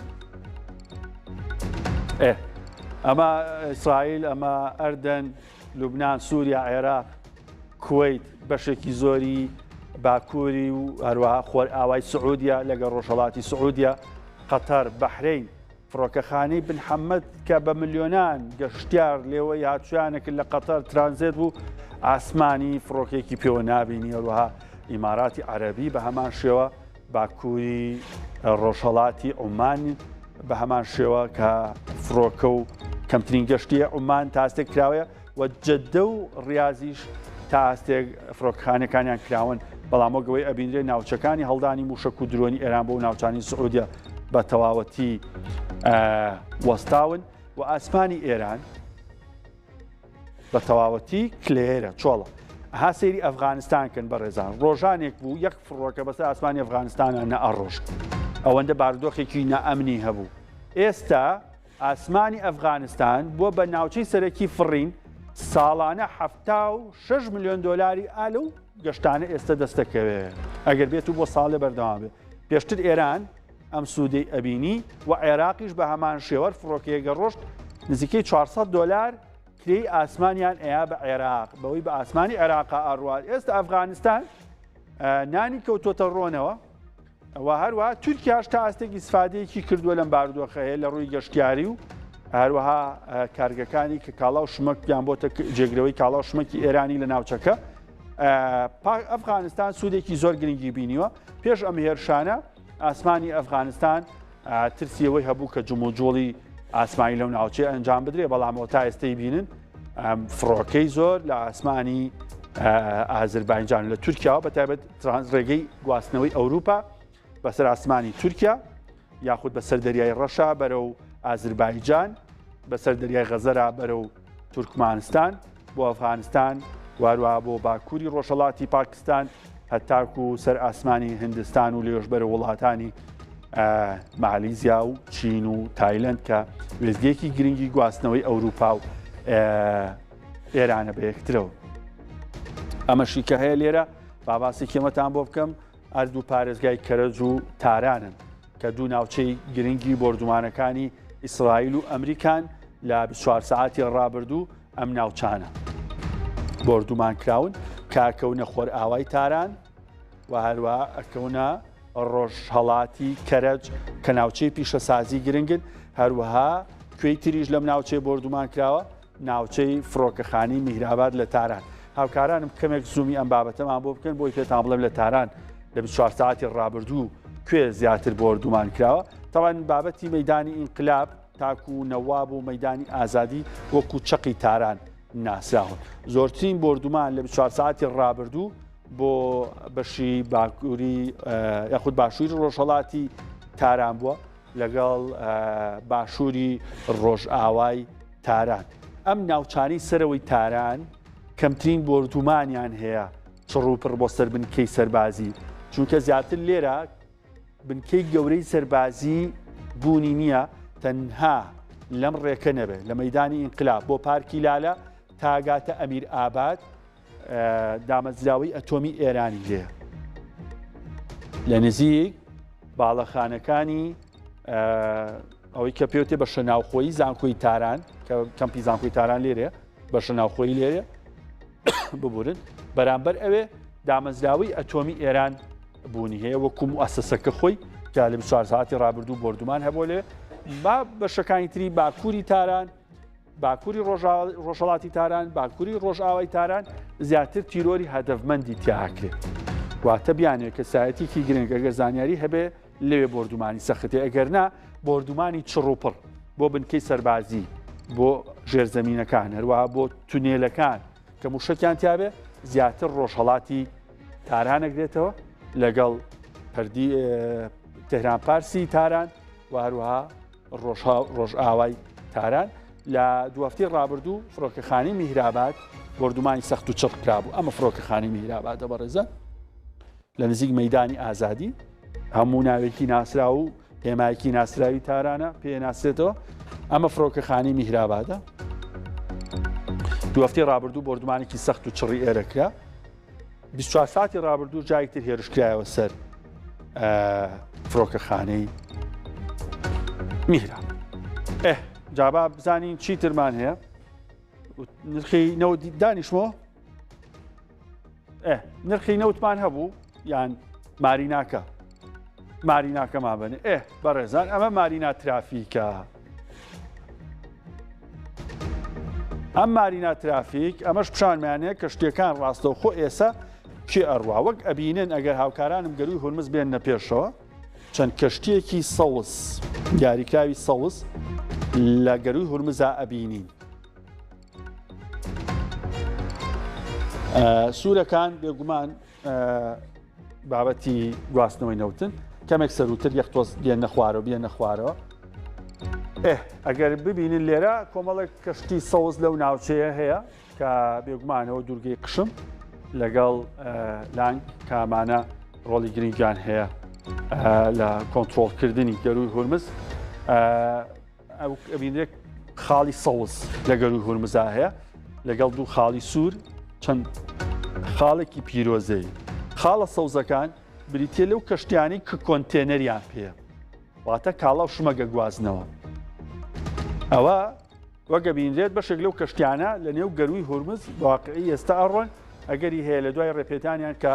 ئێرانەڵێ هی هاوپەیمانەکانی خۆمانن هی ئەمریکا و ئیسرائیل و هاوپەیمانەکانیان نەبێ ڕێگەیان پێ ئەین. دوو خاڵی سووریش ئەبینرێ کەوانە کەشتی نەوت گوێزەرەوەن ئێران بەرەو کەناراوەکانی خۆیان ئەیان بات ئەگینا پێویست ناکە ڕووبکەنە ئێران تەنها لە نێو ئاوەکە شکینیا بۆکتێ. ئەو خاڵە سەوزانەشی کە هەن بە ڕێزان پیرۆزەی واتە سێ ڕەنگە بینین ئێمە سوور کەشتی گوێزەرەوەی نەوتە، سەوز کەشتی گوێزەرەوەی کۆنتێنەرە و هەروەها خاڵی پیرۆزەیش ئەبینین. خاڵە پیرۆزەیەکان بریتین لە کەشتی گوێزەرەوەی غازی سروشتی ئەوەی کە زیاتر قەتەر بەرهەمێنانێکا و ئێران خۆشی هەناردەی هەیە. وڵاتانی وەکو پاکستان و هەندێک وڵاتی دیکە گیرۆدەی دەستی ئەم غازی سروشتیە بوون بەشێکی زۆری وێزگەکانیان بە غازی شەکە کە ئێستا نیانە و ئێران هاوکاری کردوون لە تێپەڕینەوە گەبینرن لە ئیمارات و لە قەتەر و لە ناوەی کەنداوە پۆن خواردنەوەیکی زۆری دووشە زیاترە بینن گوێزەرەوەی نەوت لەگەڵ گوێزەرەوەی غازی سروشتی.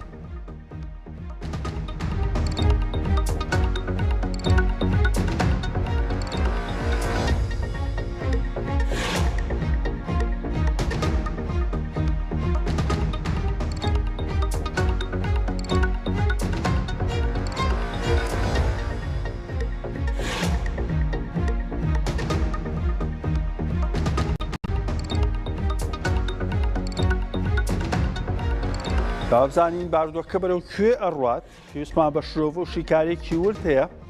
لەگەڵ دکتۆر زاناگۆڵ مامۆستای سیاسەتی نێودۆڵی لە زانکۆی ستێرلینگ لە هەرێمی سکۆتلەندا لە بەریتانیا گفتوگۆکەم کە شارزایەکی زۆری بابەتە سیاسی و پەیوەندی نێودوڵەتیەکان هەروە خوێندنەوەی وردیشی هەیە بۆ ئەو کۆد و ئاماژانەی هەمیشە لە ڕاگەیەندراوەکان هەن. دکتۆر سڵاو لێبێ لەم باردۆخەی ڕاگەیەندراوەکانی ترەمپ وەروە ئەباس عێراقچیش کە ئاماژە بۆ کە هەندێک هێرشی ئیسرائیل هەبووە کاتێک لە نێو مۆڵەتی دیبلۆماسیا بوون ئەکرێ بڵێن گفتوگۆیەکی جددی بنیادنەر لە ئێستا لە نێوان ئێران و ئەمریکا هەیە بەم دۆخێکی ئێستا ڕوئەیە؟ زۆر سپاس کاک دکتۆر. ئەم مناقەشاتانە ئەم مفاوەزاتانە کراوە کە دەستی پێ کردووە بە حساب دەستی پێ کردووە وەکو جرابتان ئەزانن ئێران یەکەم جار کاتی ئەلان کرا ئەو مفاوەزاتەکان دەستی پێ کرد ترامپ باسی کرد یەکەم جار ئیران وتی ئەمە هیچ مفاوەزاتێکمان دەستمان پێ نەکردووە بە هیچ مفاوەزاتێک بە ئاشکرا باسی کرد لە دوای ئەوەشدا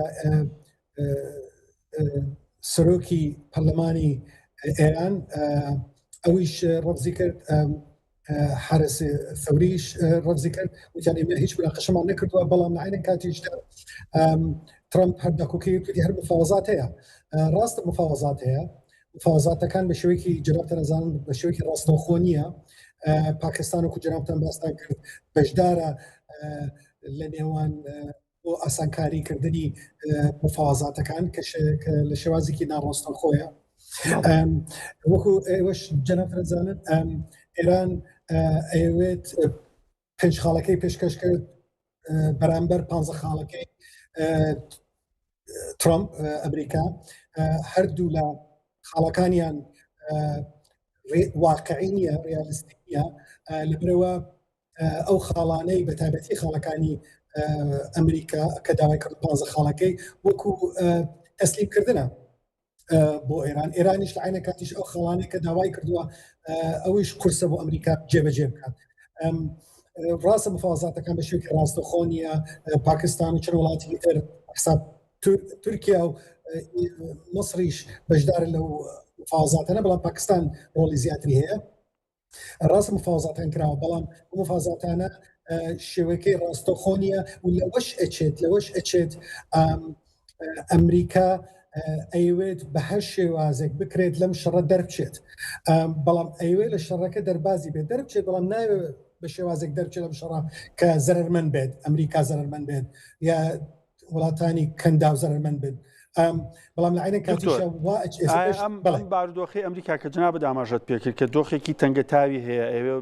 لە جەنگ بچێتە دەرەوە و هەست بە سەرکەوتنکە ناچاری ئەکات هەندێ مەرجی ئێران قبول کات کە تا ئاستێک سەرکەوتن بێ بۆ ئێران بەڵێ لەوانەیە بەعزە خاڵێک قبول بکات بەڵام ئەو خەڵانە قبولی کات بە شەرتێک کە ئەمریکاش خۆشی ئەلان بکات خۆش بڵاو کاتەوە کە ئەویان سەرکەوتو بوو لەم شەڕە براوە بوو لەم شەڕەیە ئەتوانن وەکو چۆنەڵێ لە ناوەندی ینی مفاوەزاتەکە بکەن وەکو حەلی وەسەطیان هەبێت بەڵام لە عینە کاتیشدا پێش 3-4 دقه وەزیری خارجیەی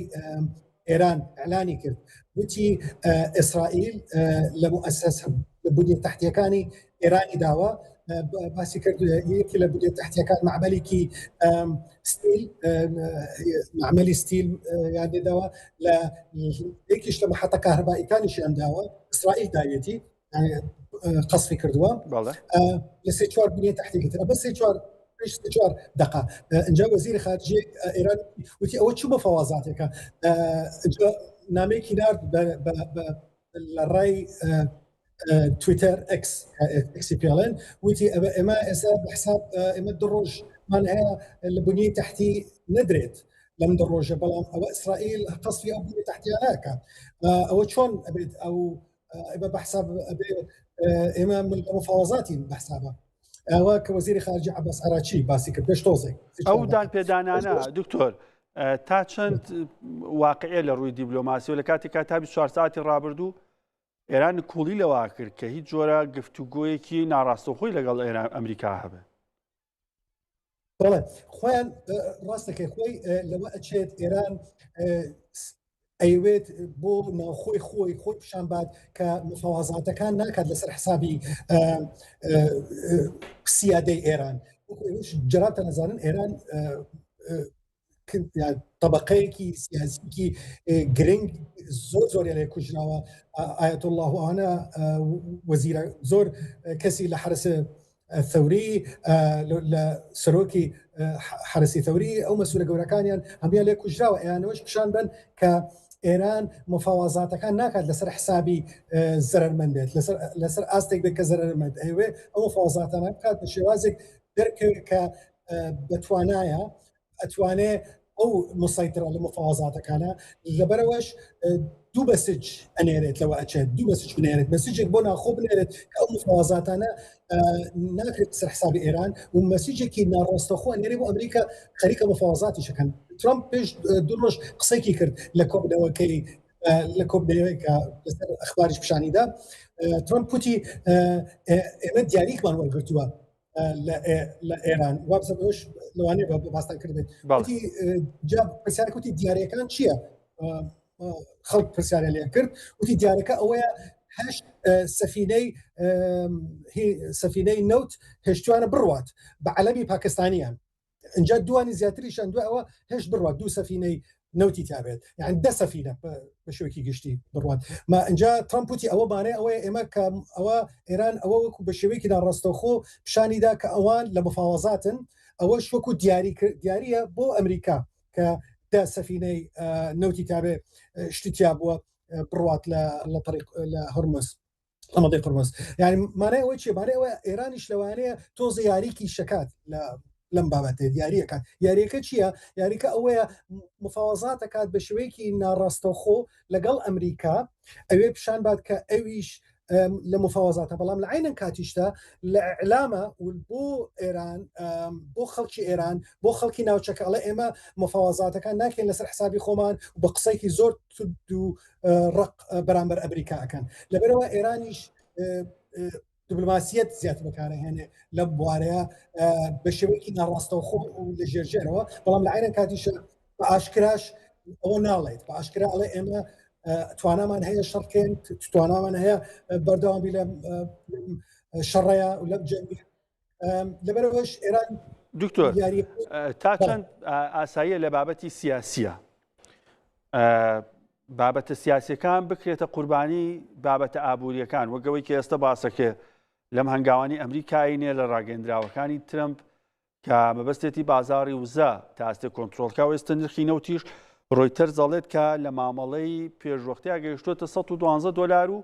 56 سنت بەراورد بە کاتی قسەکانی ترمپ $6 بەرز بۆتەوە. بەڵێ ڕاستە کاری یا باوا بڵێن دکتۆر تۆ سیاسی و من ئابووری سیاسە دەکرێتە قوربانی ئابووری؟ سیاست و ئابووری زۆر تێکەڵن لە زانستی ڕامیاریە نظریاتی سیاسی زۆر هەیە کوراپدانەزانین یەکی لە نظریاتە سیاسیەکانی کاریگەریکی لەسەر کاریگەریکی نێودەوڵەتی هەیە لیبرالیزمیش ئەوەیە کە بواری ئابووری کاریگەری زۆرە کات لە علاقاتی نێودەوڵەتیە مەسەلا ڕیالیزم هەیە ڕیالیزم زیاتر ئەمنیە عسکەریە يعني نظريات سياسية هي نظريات سياسية جوازها هر نظرية سياسي تحليلك جوازها كانت مو مسألة والله من لو باورام ترامب زيادة راسه كابرايكي يعني زور عسكريانه وهيز وبتوانا كانت بلا كاريغري ابوري زوري كاريغري لسركان كاريغري لبرياري كان لمفاوضات كان تو لبر خوش كابرايكي تاجره كابرايكا زيادة باوري کەسابەت و شت هەیە لەبەرەوە فشاری ئابووری فشارێکی زۆرەکات لەسەری ئێستاش خۆشی ئەگەر سێری سۆشیال میدیای ترامپکەین تروث سۆشیال پێڕن ئەو زیاتر لە تروث سۆشیال بەکارهێنێت لە ئەکس زیاتر زوو لەو سۆشیالەکانی لو تويتر لو هنا اخيرا كان باس لو كان امانه مفاوضات كان او مفاوضات كان ولو باشتر الوات معناها او الموضوع لم جنگ در بچد بهش وازك دربچد سبش توزك لسر سكاي نيوز كقنالك بريطانيا راس عربي شيء بلا قناه بريطانيا محل عسكري جوركان باس ينكرت وتان اسلم شرك استلم شرك لم شركة بردوامة إيران توز براوتر ديارة يعني براوة ديارة للشركة وما بس يعني بريطانيا كان وكان بو إيران براوة ديارة للروي استراتيجية إيران براوة ديارة للروي استراتيجية بو لبرا أو إسا كنترولي موسيقي هربزاكات بلام للروي عسكرية أمريكا براوة للروي عسكرية لبرا الجرخانة عسكري أمريكا عفوا الجرخانة عسكري إيران بتدبير بوا بلام للروي استراتيجية كفرقي للروي استراتيجية وإيران براوة وقصي بريطانيا كان ومنش لو باورام كأو وابد جا بيش توكي بيش يكتوز بيش ساعات ونيمك وزيري خارجي عفوا وزيري رئيس وزراء بريطانيا كير ستاما قصي كرد انترفيو كراب بيش ساعات ونيمك لسرسكانيوس اوش وتي اما او دوباري لو كرد وتي امريكا كاما الشر ايمانيه اجداري لو الشر طابين ماني اوس اوان ازانن بشوكي على الرسوخ ام شرا امريكا براو نابت ام شرا بو لبروي ئێوە جرامتەرۆکە ئەزانن هێزی وەکو ئێستا پێش تۆزێکی جرامت باست کرد ئێران ملیۆنێک هێز ئامادەی کردووە لە ناو ئێرانە ئێستاش بە 10,000 کەس ناردن یا 16,000 یا 7,000 کەس بنێرن بۆ خەلیج هیچ بە هیچ ناکە ناتوانێت وەزعەکان لەسەر ئەرزی واقع بگۆڕێ لەبەرەوە ئێران کەسی هێزی زیاترە ئەو لە ڕووی جغرافیەوە کۆنتترۆل وەزعەکان زیاترەکات پێش تۆزێکیش G7 هەبوو G7 دکتۆری مەسەرەوە بابەتی G7 کە ڕۆڵێکی گرنگیان هەیە لە یەکلاکردنەوەی پرسە سیاسی و ئابوووریەکان زیاترمە بەستمە بڵێم کە تا چەند ئێران توانیوتی سوود لەو دۆخەی ئەمریکا ببینێ بەوەی تاریفەی گومرگی کە لەگەڵ ئەوروپا و لەگەڵ وڵاتانی ئاسیا و تەنانەت کەنەدا و مەکسیکی ژەی بوو کە جۆرێک لە خۆ دوورخستنەوەی هەبوو لە هاوپەیمانە نزیکەکانی خۆشی تا چەند توانیوتی سوود لەو دەرفەتە وەرگێ ئەمریکا گۆشەگیر کا لە ڕووی سیاسی و دیبلۆماسی و سەبارەت بە هێرشکردنە سەر ئێران بەرە لە ڕووی سیاسیەوە ئێستا ئەمریکا لە وەزعێکی باش نییە بەڕاستی لە G7نیشە وەزیری خارجیە فەرەنسا وەزیری خارجیەی ئەڵمانیا وڵاتانی تریش کە بەشدار بوون لە G7 بریتانیش لێ بوو ئەمریکاش خۆشی لێ بوو سعودیش داوت کرابوو وەکو میوان داوت کرابوو چەند وڵاتێکی تریش داوت کرابوون وەکو میوان یعنی وەکو G7 وەکو بەشدار بن بە شێوەیەکی ناڕەسمی لە G7 هەمویان باسی لەوەیان کرد کە موقفی ئەمریکا بە شێوەیەکی ناڕاستەخۆ بە شێوەیەکی دیپلۆماسی باس موقفێکی بەقووەت نییە ئێستا شکو جەنابتان ئەزانن وڵاتانی لە ئەوروپا رووسیا سین لە دووەلی هیچەوە دووەلی عەرەبیەکان زیاتر موقفی پۆزی جیاوازە بەڵام وڵاتانی بڵێن ئەوروپا و سین رووسیا ئەوان تۆزێ ئاشکرا باس لەوە ئەکەن ئەبێ شەڕەکە بۆستێ بە هەر شێوازە بێ شەڕەکە بۆستێ دیپلۆماسیەتی ئەمریکا لە وەزعێکی ئاڵۆزایە ئەوەش بە هەموو وەزیر خارجیەکانی وڵاتانی ئەوروپیەکان بە ئاشکراشەڵێن ئێمە ئەمە شەڕی ئێمە نییە ئێمە بەشداری لە شەڕە نابین ئەوە ئەمریکا ئەبێ ئەو کێشەی دروست کرد ئەبێ حەلیکات ڕاستە ئەوان تا ڕادێک مەسەلەن فەرەنسا سەفینێکی حربی ناردووە نزیکی قوپڕۆس بریتانیاش ناردوێتی بەڵام ئەوەش بەش تا ڕادێک بە شێوەیەکی ڕەمزیە یعنی کاریگەریکی گەورەی نابێت لەسەر شەڕەکان لەسەر عەرز وەکو ڕەمزیە ئەو سەفینەیان ناردووە ئەگەر فەرەنسا بێت یا بریتانیا بێت یان ئەوان بەشدارێکی ڕاستەخۆ نییە بەڵام ڕاستە بە شێوەیەکی بەرگری فەرەنسا و بریتانیا بەرگری لە وڵاتانی کەنداوەکەن لە دووەلی خەریج بەڵام ئەوەش ترامپ بەوە ناڕازیە سەرۆک وەزیرانی بریتانیا پێش تۆزێکیشی وت پێش تۆزێک ئەوە نەسر قسەی خۆیەتی وتی ئێمە من لە ژێر زەختی ئەمریکا و لە ژێر زەختی ترامپ بە قسەکانی ترامپ ناکەم ئەگەر زەختیشم لەسەر کات بە قسەکانی ترامپ ناکەم بۆ ئەوەی لەبەر ئەوەی مەسلحەتی من مەسلحەتی بریتانیایە بن ئەبێ مەسلحەتی بریتانیا بپارێزم ئەوە قسەی سەرۆک وەزیرانی بەس دکتۆر پێت وایە ئەوروپا لەژێر کاریگەری ئەم جەنگە بە تایبەتەوەی کە کاریگەری کردووەتە سەر نرخی وزە لە غازی سروشتی نرخی نەوت و تاک بە تاکی ئەوروپیەکان ئێستاستی پێکەن ئەوروپیەکان بتوانن بۆ ماوەیەکی دوور و درێژ خۆڕاگر بن بەرابەر بۆ بارودۆخەیە ناچار نەبن کە بێنە نێو پرۆسێکی جەنگی ئەگە سنوورداریش بێ بۆ گەروی هورمز بۆ وزە ئەوە وەکو جەنابتان باستان نەکرد وزە هێز نەوت و غاز و ئەوانە ئێستا چەند وڵاتێکی ئۆروپی دەستیان کردووە لە رووسیا نەوت بکڕن و وەکو جەنابتان ئەزانن ترامپ وتی ئەبێ غاز و نەوتوانە ئەگەر پێتان بکرێت لە رووسیا بیکڕن بەڵام وەکو ئێوە ئەزانە بە بۆنەی شەڕی ئۆکرانیاوە مەنع کراوە کە وزە و غاز و نەوت لە رووسیا بیکڕن بە بۆنەی شەڕی ئۆکرانیاوە بەڵام توانای غاز و نەوت هەیە لە ئەوروپا بەڵام زۆر گرانە بێت و هەستی پێ ئەەکەین بەگرانیەکەی بەڵام ئەوایی زیاتر کاریگەریان پێ ئەبێت ئەو غاز وزە بە شێوەیەکی زیاتر کاریگەری لە غاز و نەوتە بێت ئەوە زیاتر سینە چین یابان کۆریا فلیپین و تایوان و هند ئیندیا هند ئەو وڵاتانە زۆر کاریگەریکی زەخمیان لەسەر بێت ئەوە ئیندیا خەزینی احتیاطی بۆ هەفتەی 2 هەفتە هەیەی ڕاستە ئێستا سەفینەکانە ڕوان بڵان یعنی خەزین احتیاطەکەی زۆر کەمە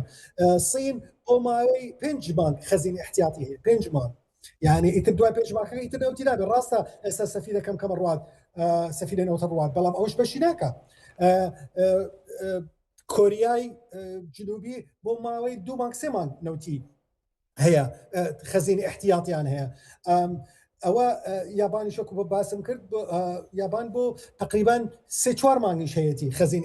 احتیاطی نەوتی هەبێت یعنی ئەو وڵاتانە زیاتر کاریگەریان لەسەرکرێت بۆ لەبەرەوە ئەوانە اعتیمادی سەرەکیان هەیە لەسەر نەوتەکەی وڵاتانی کەندا و ئێران یعنی زیاتر ئەوان لە وڵاتانی کەندا و ئێران کردن بەڵام لە ئەوروپا هینە دایڤەرسیفیکیشن هەیە دایڤەرسیفیکیشن مانای چییە؟ مانای ئەوەیە نەوت و غازوانە لە چەند شوێنێکە کڕن ئەگەریش زۆر زەختیان لێ بکرێت هەر ناچارە بن لە رووسیا بیکڕن وەرە ئێستاش دەستی پێ کردووە وەکو عقوباتەکانیش بە شێوەیەکی موقەت لای برد ئەمریکا بە تەنها خۆی بە شێوەیەکی سەربەخۆ ئەو عقوباتانی لا زۆر باش بەڵام دکتۆرە گەڕێمەوە بۆ لات هەندێ هەواڵی بەپەلە هەیە مەبەستما سەرنجی پێ بم سەبارەت بە هەندێ وێنەی بڵاوکراوە سەبارەت بە دۆخی شیرازە کاوکاران بتوانە گەروێنەکانیش لەگەڵ زانیاریەکان بخەنە سەر شاشی کورسات نیوز کەمێک پێش ئێستا بردومانی سەختی پارێزگایی شیراز هەبووە لە ناوەندی ئێران شیراز وەکو ناوەندێکی گرنگی گەشتیاری ئێران و بە یەکێک لە شار و پارێزگا جوان و سەرنجڕاکێشەکانی ئێران ناسا بوو کە ساڵانە بە هەزاران گەشتیار لە سەرانسەری جیهانەوە سەردانیانە کرد کەمێک پێش ئێستا بردومانێکی سەخت و چڕ و پڕی شیراز کراوە هەندێ وێنە هەیە سەبارەت بە شیراز هاوکارانم بتوانن وێنەکانمان بنێ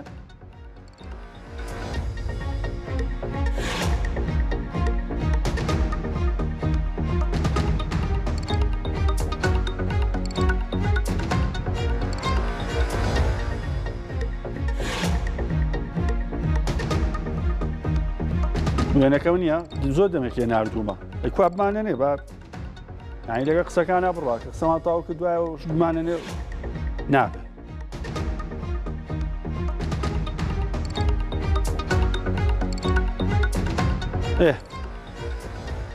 بەڕێزان هەندێک پێشهاتی نوێش هەیە سوپای پاسداران ڕاگەندراوی هەیە سەبارەت بە هەندێک پێشهاتی ناوچەکە ئەڵێت سوپای ئیسرائیل بەتەمایە هەندێک هێرشی جیاواز بکات بۆ سەر هەندێک ناوچەی ئێران بەژێر ناوی ئۆپەراسیۆنێکی سنوورداری دیاریکراو کە هێرشەکانی تیا ئەنجامەیەت ئەم هێرشانەی ئیسرائیل ئەگەر بێت و بۆ سەر ئیسرائیل یاخود بۆ سەر ئێران ئەنجامی بات ئەبزانمە ئەو وێنەیە نەبوو وێنەی ترە بۆم نردوون بەس کێشە نیە باز لێبێنین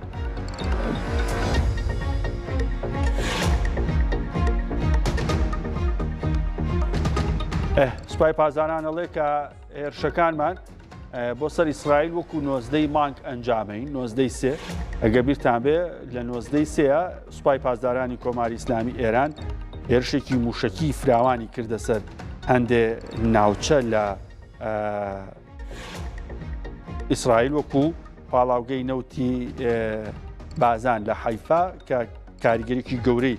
لەسەر دروست کرد هەروە ئەم هێرشەی سوپای پاسداران لە وەڵامی هێرشی هێزی ئاسمانی ئیسرائیل بوو کە بە 50 فڕۆکە هەندێک ناوچەی نزیک لە وێزگە ئەتۆمیەکانی ئێرانی بردومان کردبوو ئەڵێت ئیسرائیلیش بەتەمایە لە چەند ساعتی داهاتوودا هێرشێکی لەو شێوەیە بکات و ئەوەی 19 ئێران کردێ سەر ئیسرائیل ژمارێکی زۆر لە ئیسرائیلەکان برینار بوون وا باس کرا کە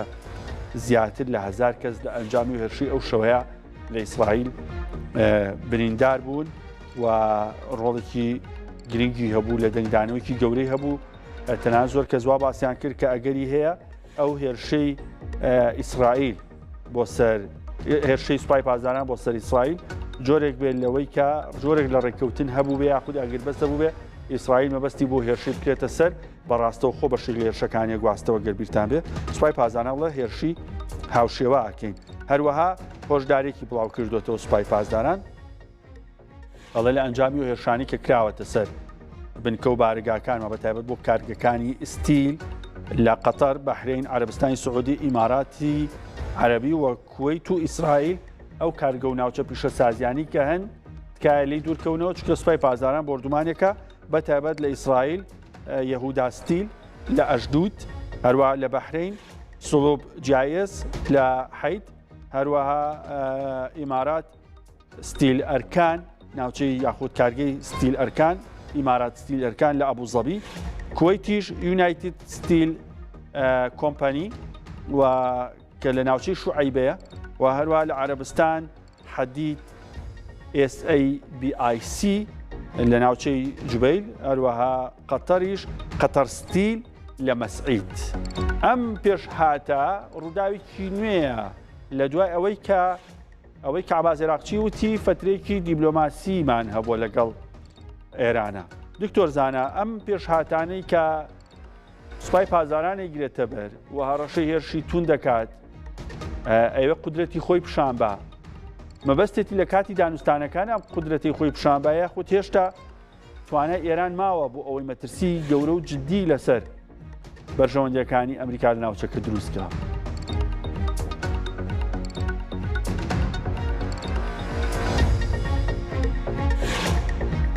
زەغتکردن بۆ هەڕەشەکردن بۆ شەڕکردن وەکو جەرابتان نەزانن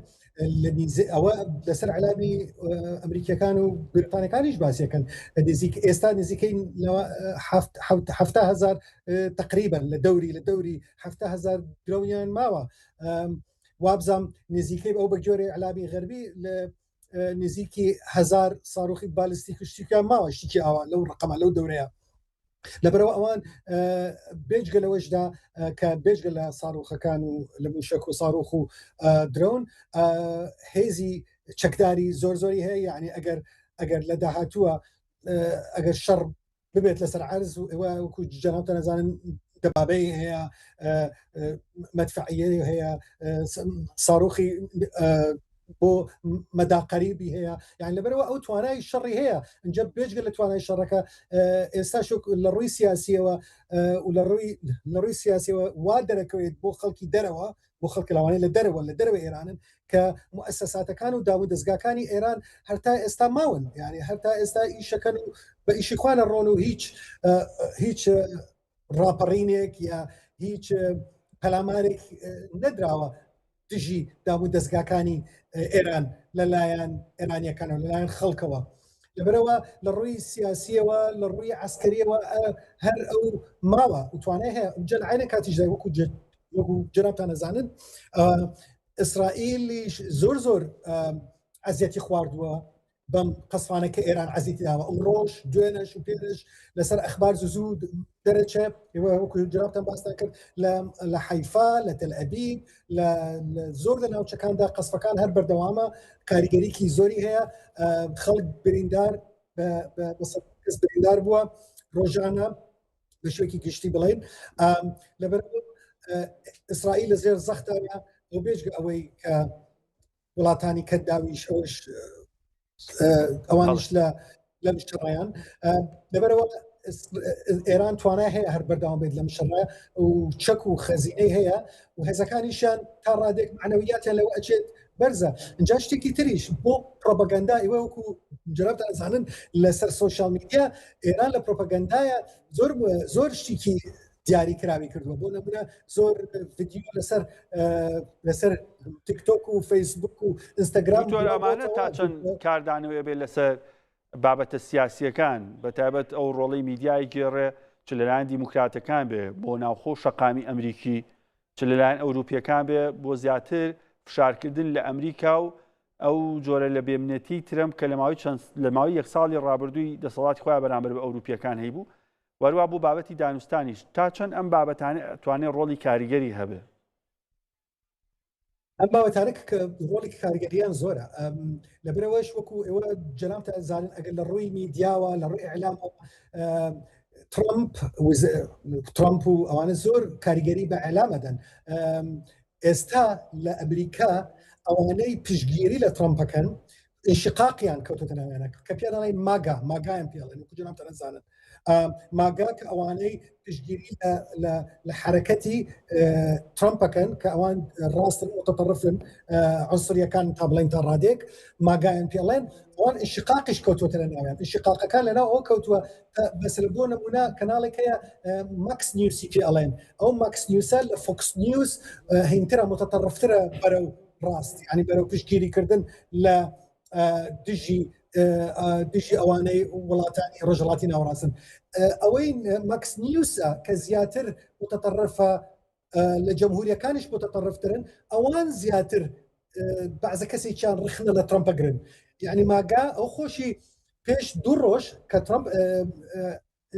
هینکرا ئینترڤیو کرا لەسەر کەناڵەکانە کە مۆزیعەکەی CNN وەستا بوو لەگەڵەوەی ماکس نیوس خۆی وتی ترامپ وتی ئێوە ماکس نیوسن پشتگیری لە منتان نەکردووە ئەو لەگەڵ CNN قساکەم کە خۆی هەمیشە ڕخرا لە CNN ئەگرێت مەبەستم چییە ئەمە شتی هەمووی لە ناوخۆی ئەمریکایە انشقاقێکی زۆر کەوتووە لەناو ئەمریکا لەناو ئەوانەی کە پشتگیری لە ترامپەکان لە ماگا سپۆرتەر ماگا کەوانەی پشتگیری لە ترامپەکان زۆر کەسی بەناوبانگ هەیە کە نووسەرن کە ئەوانەی زیاتر پشتگیریان هەمیشە پشتگیرن لە ترامپ کرد تا ئێستا پشتگیرەکان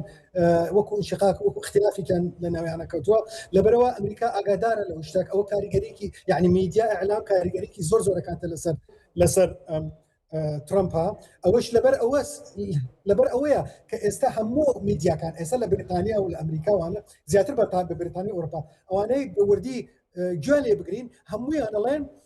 ئێستا ترامپ لە کێشەیە خۆی ئەوێ لە کێشەکە دەربچێت بەڵام نازانێت چۆن لە کێشەکە دەربچێت لەبەرەوە استراتیجیان دوڕاوە ئەمریکا ئەوێ هیچ دەبێت لە ڕووی استراتیجیەوە براوە بێت ئەوەش ئەعلام ئێستا بڵێ دکتۆر وەزیری دەرەوەی تورکیا هەکان فیدان ئێستا بۆ میدیای وڵاتەکەی قسەی کراڵێت کاژبوونی ئیسرائیل لەسەر سیاسەتی ئەمریکا تا دێت ڕوونتر ئەبێتەوە و توشتی کە ئیسرائیل مەبەستێتی وڵاتانی ئیسلام لە ناوچەکەیە لەنێو خۆیانە تووشی شەڕ بن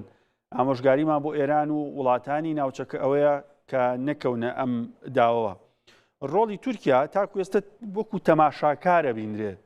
هەرچەندە هەوڵی نێوەندگیری هەیە پێشەوەی هێرشەکان دەست پێ بکات و لە دوای هێرشەکان و لە چەند ڕۆژی ڕابردوو لەگەڵ پاکستان و میسر بە هاوبەشی ئایندەی تورکیا ڕۆڵی تورکیا لەم جەنگە چیە بێ و ئەمەی کە تورکیا ئەیڵێ کە زیاتر ڕووی دەمیان لە ئیسرائیلە کەمتر لە ئەمریکا و یاخود باسکردن لەوەی هەژمونی ئیسرائیل لەبێ بەسەر سیاسەتی ئەمریکاوە ڕاستە وڵاتێکی گەورەی وەکو ئەمریکا ئیسرائیل دەتوانێت هەژمونی سیاسی و وای لێ بکات بڕیارەکانی پێچوانە بکات و یاخود لەگەڵ استراتیژی خۆی نەگونجێ زۆر ڕاستی یەکەم جار باسی تورکیا بکەین تورکیا ئێستا باسی لەوە ئەکات کە ڕۆڵێکی وەسیط ئەبینێت بۆ ئەوەی ئەو کێشەیە چارەسەر بکات ڕاستە پاکستان ڕۆڵەکەی زیاترە بەڵام تورکیاش ڕۆڵێکی هەیە تا ڕادێک لەو بواری لەبەر ئەوەش وەزیری خارجیەی تورکی زوو مناقەشاتەکە لەگەڵ ئەمریکایە لەگەڵ ئێرانە قساکەن لەگەڵ وڵاتانی کەدا و لەگەڵ وڵاتانی تریش یعنی ئەوێ ڕۆڵێک دۆزێتەوە بۆ کێشەکە چارەسەر کات لەبەرەوە ئەم شەڕا لە بەرژەوەندی تورکیا نییە لەبەرەوە تورکیا وزەی نییە لە ناوچەکەیە ڕاستە ڕۆڵەکەی ئێستا دیار نییە زۆر بەڵام ئەو هەر زەرمەند دەبێت ئەوانیش تورکیا لە موجەی هینە خەڵک پەنابەر بچێت بۆ تورکیا لە ئێران بچێت بۆ ئەوەش لەوە زعاترسن نایەوێ زۆر خەڵکی ئێرانی یا خەڵکی مەسەڵەن کورد بە ئێرانی بێت لە ئێرانەوە بچێت بۆ تورکیا یعنی لەبەرەوە کاریگەریکی ئەمنی کاریگەریکی ئابووری ئەبێت لەسەر ئەمنی و ئابووری و سیاسی لەسەر تورکیا لەبەرەوە تورکیا ئەوێ کێشەکە چارەسەر بێت بە زووترین کات ئەوە ئەوێش ڕۆڵی هەبێت بەڵام ئیسرائیل وەکو جەنابتان ئەزانن ئێستا ئامانجەکانی جیاوازە لە ئامانجەکانی ئەمریکا ئامانجەکانی لەم شەڕەیە ئەو ئامانجانەکەی بەدەستی بێنێت ئامانجەکانی ئەوان بە ئاشکراش باسییان کردێکی لەو ئامانجانە کە زۆر جیاواز و فەرقی هەیە لە ئەمریکا ئەوەیە کە خەڵکی ئێرانی ئامادە بکەن بۆ ڕژیم چینج مانە ئەوە گۆڕینی سیستمی سیاسی ئەڵێن ئێمە ئەمانەوێت بنیەی تەحتی ئامادە بکەین و تدبیر بکەین تا ڕادێک بۆی خەڵک بتوانێت هەستێت و پەلاماری دام و دەستگاکان بە ئەو یەکی زوو هەر باسیشی لێەکە ئیسرائیل ڕاستە باسی زیاتر لە شتی عسکەریەکە بەڵام باسی لەو خاڵەشەکان کە خەڵک هەستێت و دەسەڵاتەکە بگۆڕێت لە ئێران کە توانای هەبێت خەڵکەکە بچێت و دەسەڵات گۆڕێ لە ئێران یعنی ئیسرائیلەوەی کە لە ئامانجەکانێتی بە شێوەیەکی دیاری کرا و لە عینە کاتیشە بە شێوەیەکی نادیاری کرا بەڵام ئەمریکا ئێستا باس لەوە ناکات قەت ڕاستە یەکەم ڕۆژ باسی کرد یەکەم ڕۆژ کە ترامپ ئەعلانی ئەم جەنگی کرد باسی کرد وتی ئەمانەوەی خەڵک بە هەستێت و سیستەمەکە بگۆڕێت بەڵام ئێستا هیچ باس لە سیستەمی سیاسی گۆڕینی سیستمی سیاسی لە ئێران ناکات ئێران ئەمریکا بە هیچ شێوەیەک باستەوە ناکات بەعکسەوە ئێستا باستەوە لە مفاوزات دەکەیت و باستەوە ئێستا هیوایان ئەوەی ئەمریکەکان مڵی قرمز بکرێتەوە یعنی ئەوە هیوایە سەرکیەکانیانە کە ئەوەش ئێستا ئێران ئەوێت وەکو جنابتان باستان کرد وەکو بەکاری بێنێت بۆی بجە و پارەی لێ دروستکات لە داهاتوودا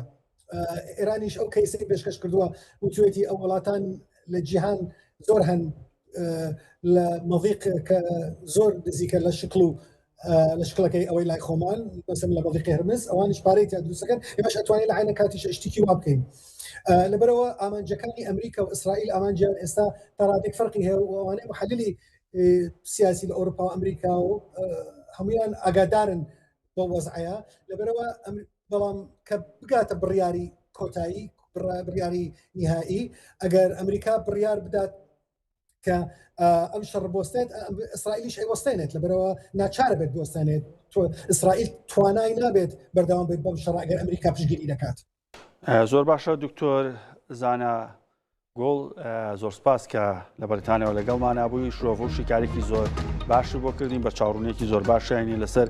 ئەو بارودۆخەی کە لە ناوچەکە بەتابەت لە بابەتی دیبلۆماسی و گفتوگۆکانی نێوان ئەمریکا و ئێران هەیە. بەڕێزان هەندێک پێشهاتی نوێ هەیە سەبارەت بۆ بارودۆخەی کە لە ڕۆژڵاتی ناوەڕاست و ئێران بەتابەت جەنگ و ئاڵۆزیەکان هەیە. دوایین ژمارەی هێزە سەربازیەکانی ئەمریکا دوای هاتنی چەند فەوجێکی تایبەت لە هێزی مارێن زۆرەوە پەڕشوتەوانەکانی ئەمریکا کە بە هێزی 82 ناسراون ژمارەی سەربازانی ئەمریکا لە وڵاتانی کەندا و وەروە لە باشووری یاخود لە خوارەوەی ئێران لەو بنکە سەربازانێکی گەیشتۆتە 6,000 سەربازی ئەمریکی کامە دوایین پێشهاتە لە پێش دەستپێکردنی هێرشەکان نزیکەی 40,000 سەربازی ئەمریکی لە ناوچەکە بوون دواتر بەهۆی هەندێک ئۆپەراسیۆنەوە نزیک بۆ لە 50,000 لە ماوەی چەند ڕۆژی ڕابردوو زیاتر لە 10,000 سەربازی ئەمریکی هاتوون هەروە لە عێراقیش پێشهاتی نوێ هەیە لیژنەی ئەمنی هاوبەشی عێراق و ئەمریکا کە لە چوارچێوەی هاوپەیمانێتی دژی داعش پێشتر هەبوون کۆبوونەوەیکیان کردووە هەردوو لە ڕاگەندراوێکی هێزە ئەمنیەکانی عێراق هەیە یاخود شانەی ڕاگەاندنی سەربازی عێراق هەیە باز لەوە کات لە کۆبوونەوەکە باز لەوە کراوە کە سەروەری عێراق و پارێزێت لە عێراقەوە هێرش نەکرێتە سەر هیچ وڵاتێک بە تایبەت ئیسرائیل نەتوانێت عێراق بەکاربێنێ بێگومانیش پێشتر بەکاری ناو بەڵام ئاسمانێکی کراوی هەیە و لە بەرامبەرە هێرشیش نەکرێتە سەر هێزە ئەمنیەکانی عێراق ناوی حەشدی شعبی نەبراوە بەستە ناوتراوە هێزە ئەمنیەکانی عێراق و لە بەرامبەریشا هێرش نەکرێتە سەر هاوڵاتی ئەمریکی تاکی ئەمریکی سەربازی ئەمریکی ناوچە و شوێنە دیبلۆماتیەکان بەرژەوەندیەکانی ئەمریکا واتە دووشتی بەرامبەر بە یەک لە نێو کۆبوونەوەکە باس کراوە کە لە هەردووکە عێراق توانای کۆنتڕۆڵکردنی بارودۆخەکەی نییە بە ئاسانی چ ڕێگر بێ لەوەی گروپە میلیشیاکان یاخود چەکدارەکان هێرش بکەنە سەر ناوەندە دیبلۆماسیەکان و بنکە سەربازیەکانی ئەمریکا لە ناوچەکە کەوتراوە عێراق بێگومان بە هەرێمی کوردستانیشەوە چ بتوانرێ ڕێ لە ڕۆشتنی هێزی ئاسمانی ئیسرائیل کە لە ئاسمانی عێراقەوە بۆ ئێران کە بێگومان ئاسمانی سووریا و عێراق بەکارێنێ ببێەوەی هیچ ڕێگرێکە بەتەنانەت ئاسمانی ئێرانیش بەکارێنرێ کە ناتوانێت ڕێگری لە چوونی هێزی ئیسرائیل و هێزی ئاسمانی ئیسرائیل بکرێ بۆ سەر ئەو ناوچانە بێگومان بەڕێزان هەندێک پێشاتی نوێژ لە بازاڕی وزە هەیە جایەکتر نرخینەوەت بەرزبوونەوەی بەخۆی بینەوە یەک بەرمیل نەوتی برنت لە بازارەکانی جیهان بۆ $113 بەرز بووە لە ماوەی دە ڕۆژی ڕابردوو بەرزترین ئاستە لە دوای ئەوەی کە دۆناڵد ترامپ سەرۆکی ئەمریکا ڕایگەیاند کە هێرش بۆ سەر بنکەکانی وزە یاخود ناوەندەکانی وزەی ئێران کارەبا کە دیاریکاری مەبەستێتی ئەنجام نادات یاخود دوایە خات جاریتر نرخی نەوتی برێند گەیشتەوە 113 دلار، نرخی نەوتی تەخساسیش گەیشتە 99 دلار و 65 سنت، تەنها 35 سنتێکی ماوە بگاتە 100 دلار کە ئەمە زیاتر بۆ ناوخۆی ئەمریکا کاریگەرە. و هەروەها نرخی مۆربانی ئەبوزەبیش گەیشتەوە 118 دلار کە بێگومان ئەمانە پێنوێنی گرنگن ئەوەی ئەبوزەبی بۆ ئەوەی کە بزانین نەوتی ڕۆژهەڵاتی ناوەڕاستدا چەند لە بازارەکانی جیهانەیە پێنوێنێکی سەرەکیە بۆ باسکردنی. هەروە یەک گاڵۆن گاز لە ئەمریکا گەیشتە 3 دلار و 24 سنت بە ڕێژەی لە 100 بەرز بوو لە کاتێکا لە ماوەی 6 مانگی ڕابردوو 1 دلار و 70 سنت بوو، ملچکەی لە 100 نرخی سوتەمەنی لێبەرزەوە چەند دۆلارێک لیترێکی ناگاتە دۆلارێک هێشتا، واتە لیترێک گازوایل و بنزین لە ئەمریکا بە تێک ڕایویلاتەکان حسابی کەین 1 دلار واتە 1500 دینار، تقریبا لە کوردستانی خۆشمان 1350-1400 دینارە کە باشترین جۆری حساب بکەین. و بەڕێزان هەندێک گۆڕانکاریش هەیە لە هەندێک جۆری نەوتی دیکە وەکو نەوتی مارسی ئەمریکی 120 دلاری تێپەڕاندووە و هەروەها هیتن وۆیل 4.51 دلاری تێپەڕاندووە. ئەوەی بینین لەسەر شاشە ڕاستەوخۆ نرخی نەوتە لە بازار و بۆرسە جیهانیەکان WTI نرخی نەوتی ئەمریکایە 99 دلار و 65 سنت، برێنتیش لە بازارەکانی لەندەن و ئەوروپا مامەڵی پێوەکتێ 113 دلار و 10 سنت و هەروەها مۆربانی ئەبوزەبی 118 دلار، نەچڕال گازیش 1 ملیۆن گەرمۆکەی بە 3 دلار و 8 سنتە. هەرچەندە غازی سروشتی بەرزبوونەوەیکی گەوری بەخۆ نەبینەوەیش پێوەستە بە گۆڕانکاریەکان لە کەشوهەوا لە وڵاتانی ئەوروپا تا ئەستێک گۆڕان لە کەشوهەوایە بەرە وەرزی خۆشەڕۆن وەرزی سەرمانەمەوە و هەروە بەشی چ ڕۆژیش کۆگیان هەیە سوودی لێبن و بە بازارەکانی ئەمریکاش جێگرەوەیانە. نەوتی DMA عمان لە چەند ڕۆژی ڕابردوو گەیشتە 200 دلار، ئێستا بە 129 دلار 130 دلار بە نزیکەی مامەڵی پێوەکرێ. نەوتی مەکسیکیش بە 90 دلار، نەوتی تایپی دیاریکراوی ئیندیان باسکێت جۆرێک نەوتی دیاریکراوە بە ناوی هەندستانەوە بە نزیکەی 158 دلار یەک بەرمیل. تاوان یەک بەرمیل نەوتی خاو بەڕێزان 159 لیترە. ئەو بەرمیل لە نەوتانی کە ماڵان لێرە خەڵک هەیەی و نەوتی سپیتەیەەکە ئەو 220 لیترەگرێ، بەڵام یەک بەرمیل نەوتی خاو 159 لیترە بۆی هەر بەرچاوڕنی بە زیاتر نەوتیش با تۆ نەفرۆشێ، بەڵام زیاتر وەکو پەیوەندێکی بازار لەسەر بنەمای بەرمیل پێوان ناکرێ. ئۆراڵی رووسیا کە تامی نەوتی برێند ئەیات بە 96 دلار هەیە و هەروەها هەندێک جۆری دیکەی نەوتیش وەکو برێنتی قورسی بەریتانیا 106 دلارە. نەوتی برێند لە دەریای باکوور هەیە، نەرویج و بەریتانیا نەوتی برێنتیان هەیە، بۆیە نرخەکان لای ئەوان جۆری جیاوازی برێنتیش ئەکرێبوونیە بێت. لەم شەڕ و ئالۆزیە هیچ وڵاتێک بەقەی نەرویج ئیسفادەی نەکڕ. وڵاتی نەرویج لە ئەوروپا باشترین ئیسفادەی لەم سوودی لەم دۆخە بینیەوە بۆ پێی کە هەناردەکارێکی سەرەکی خازی سروشتی و نەوتە بۆ وڵاتانی ئەوروپا و سندوقی وەبەرهێنان و سندوقی ئەجیالی نەرویجیش بە هەمان شێوە ئێستا گەیشتۆتە 2 تریلیۆن دلار کە ئاستێکی پێوانەیی بەخۆیەوە بینیوە. هەروەها نەوتی داس 110 دلارە و قەتەرلاندیش 109 دلار، شاهینی قەتەری 114 دلارە، DF کۆندنسیت بە 101 دلارە، ئەمانی قەتەرن و هەروەها بەسرەی قورس 105 دلار، بەسرەی مامناوەند 107 دلار. هەرچەندە بۆ ناوخۆ زیاتر مامەڵیان پێوکرێ. هەندێک کەشتیش هەن لە کۆگاکان باریەکەن لە ئێستای فروشیان پێوکرێ کە 2 مانگیتر ڕادستی ئەم نرخی نەوتی کە من ئێستا پێتان هەڵێم هەر کەسێک لە ئێستای بکرێ 2 مانگیتر پابەندە بەوەی کە نەوتەکەی وەربگرێ، نەک ئەوەی کە ئەو دقەیە نەوتەکە ئامادە بێ بۆ وەرگرتن. و هەروەها جۆرە جیاوازەکانی دیکەش بە هەمان شێوە تەنانەت نەوتی نێجیرە بە 113 دلار مامەڵی پێواکرێ و هەروە وڵاتانی وەکو ئوسترالیاش کە خاوەنی نەوتن یەک بەرمیل نەوتی ئوسترالی 112 دلار و 57 سنت، نەوتی قورسیشی یاخود کۆساکی ئوسترالی بە 109 دلارە، NWC کۆندنسیتی ئوسترالیش بە 100 $6. طبعا لە کۆندەسێتە سلێمانی ڕۆڵێکی باشیە بە تایبەت لە کێڵگەی غازی کۆرمۆر کە توانای هەیە 11,000 بەرمیل کۆندەسێتی بە بەڵام ئێستا هەناردەکردن وەستاوە سوودێکی ئەوتۆ بە غەزێنەی گشتی ناگات لە ناو خۆیان تا هەستێک سوودی لێ ئەبیندرێ بێگومان لە مەکسیکۆشە بە هەمان شێوە ئەوش جۆری نەوتی جیاوازیە لە 80 بۆ 85 دلارن جۆری نەوتەکەیان وەکو نەوتی وڵاتانی کەندا و یاخود برێند یاخود نەوتی سووکی تەکساز نییە تێچووی دەرێنانیشیان زۆرە ئەوان بە دیارکاری تێچووی دەرێنان یەک بەرمیل نەوت لە وڵاتانی کەندا و بە تێکرا لە نێوان $5 بۆ $12 بەڵام لە ئەمریکا تێچووی دەرێنان یەک بەرمیل نەوت لە نێوان $40 بۆ $6 لە کەنەدا لە $6 هەندێک جار زیاترە بەگشتی لە نێوان $50 بۆ $70 تێچووی دەرێنانی یەک بەرمیل نەوتە لە کەنەدا بەڵام کەمترین تێچوو لە وڵاتانی کەندا و هەیە کە لە $5 بۆ $12 زۆر کەمەکان لە وڵاتانی وەکو ئێران و سعودیە تێچووی زۆر کەمی هەیە لە عێراقیش بەمان شێوە هەندێک کێڵگە لە باشووری عێراق بە تایبەت لە قوڕنەی 1 و 2 تێچووی بەرهەمێنانی نەوت و گواستنەوەکەی ناگاتە $6 کە بێگومان ئەمانە دەرفەتی باشتر ئەیە بۆ وڵاتانە کە سوودی زیاتر لە داهاتی نەوت ببینن بێگومان هەواڵ و زانیاری نوێ هەیە و بەردەوام ڕووداوەکان لە پەرسەندنان سەرباریەوەی هەوڵی دیبلۆماسی و گفتوگۆ هەیە چاوتان لەسەر شاشەی کورسات نیوز بێت بۆ بینینی هەواڵ و زانیاری نوێ و هەروەها هاوکارانم لە کاتەکانی دیکەیە هەواڵ و زانیاری زیاترتان بۆ گواستنەوە.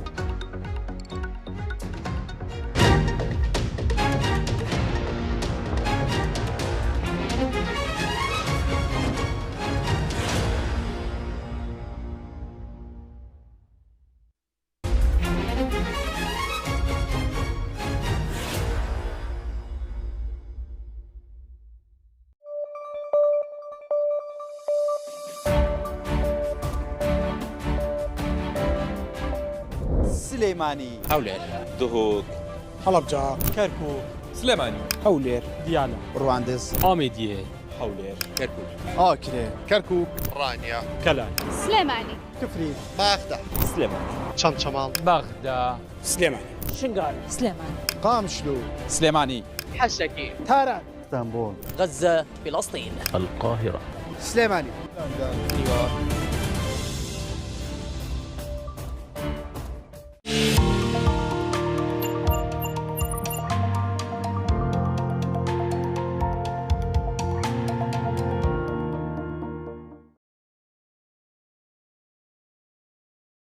سلێمانی گەورەتر دەبێت هەروەها خەونی ئەوانەش کە سلێمانی ماڵیانە لە نێو پرۆژەیەکی نیشتەجێبوونی هاوچەرخ لە شوێنێکی زۆر تایبەت و دڵگیری شار لێرە 3 باڵەخانەی مۆدێرن دەبن بە دەرگایەک بەڕووی جیهانێکی نوێ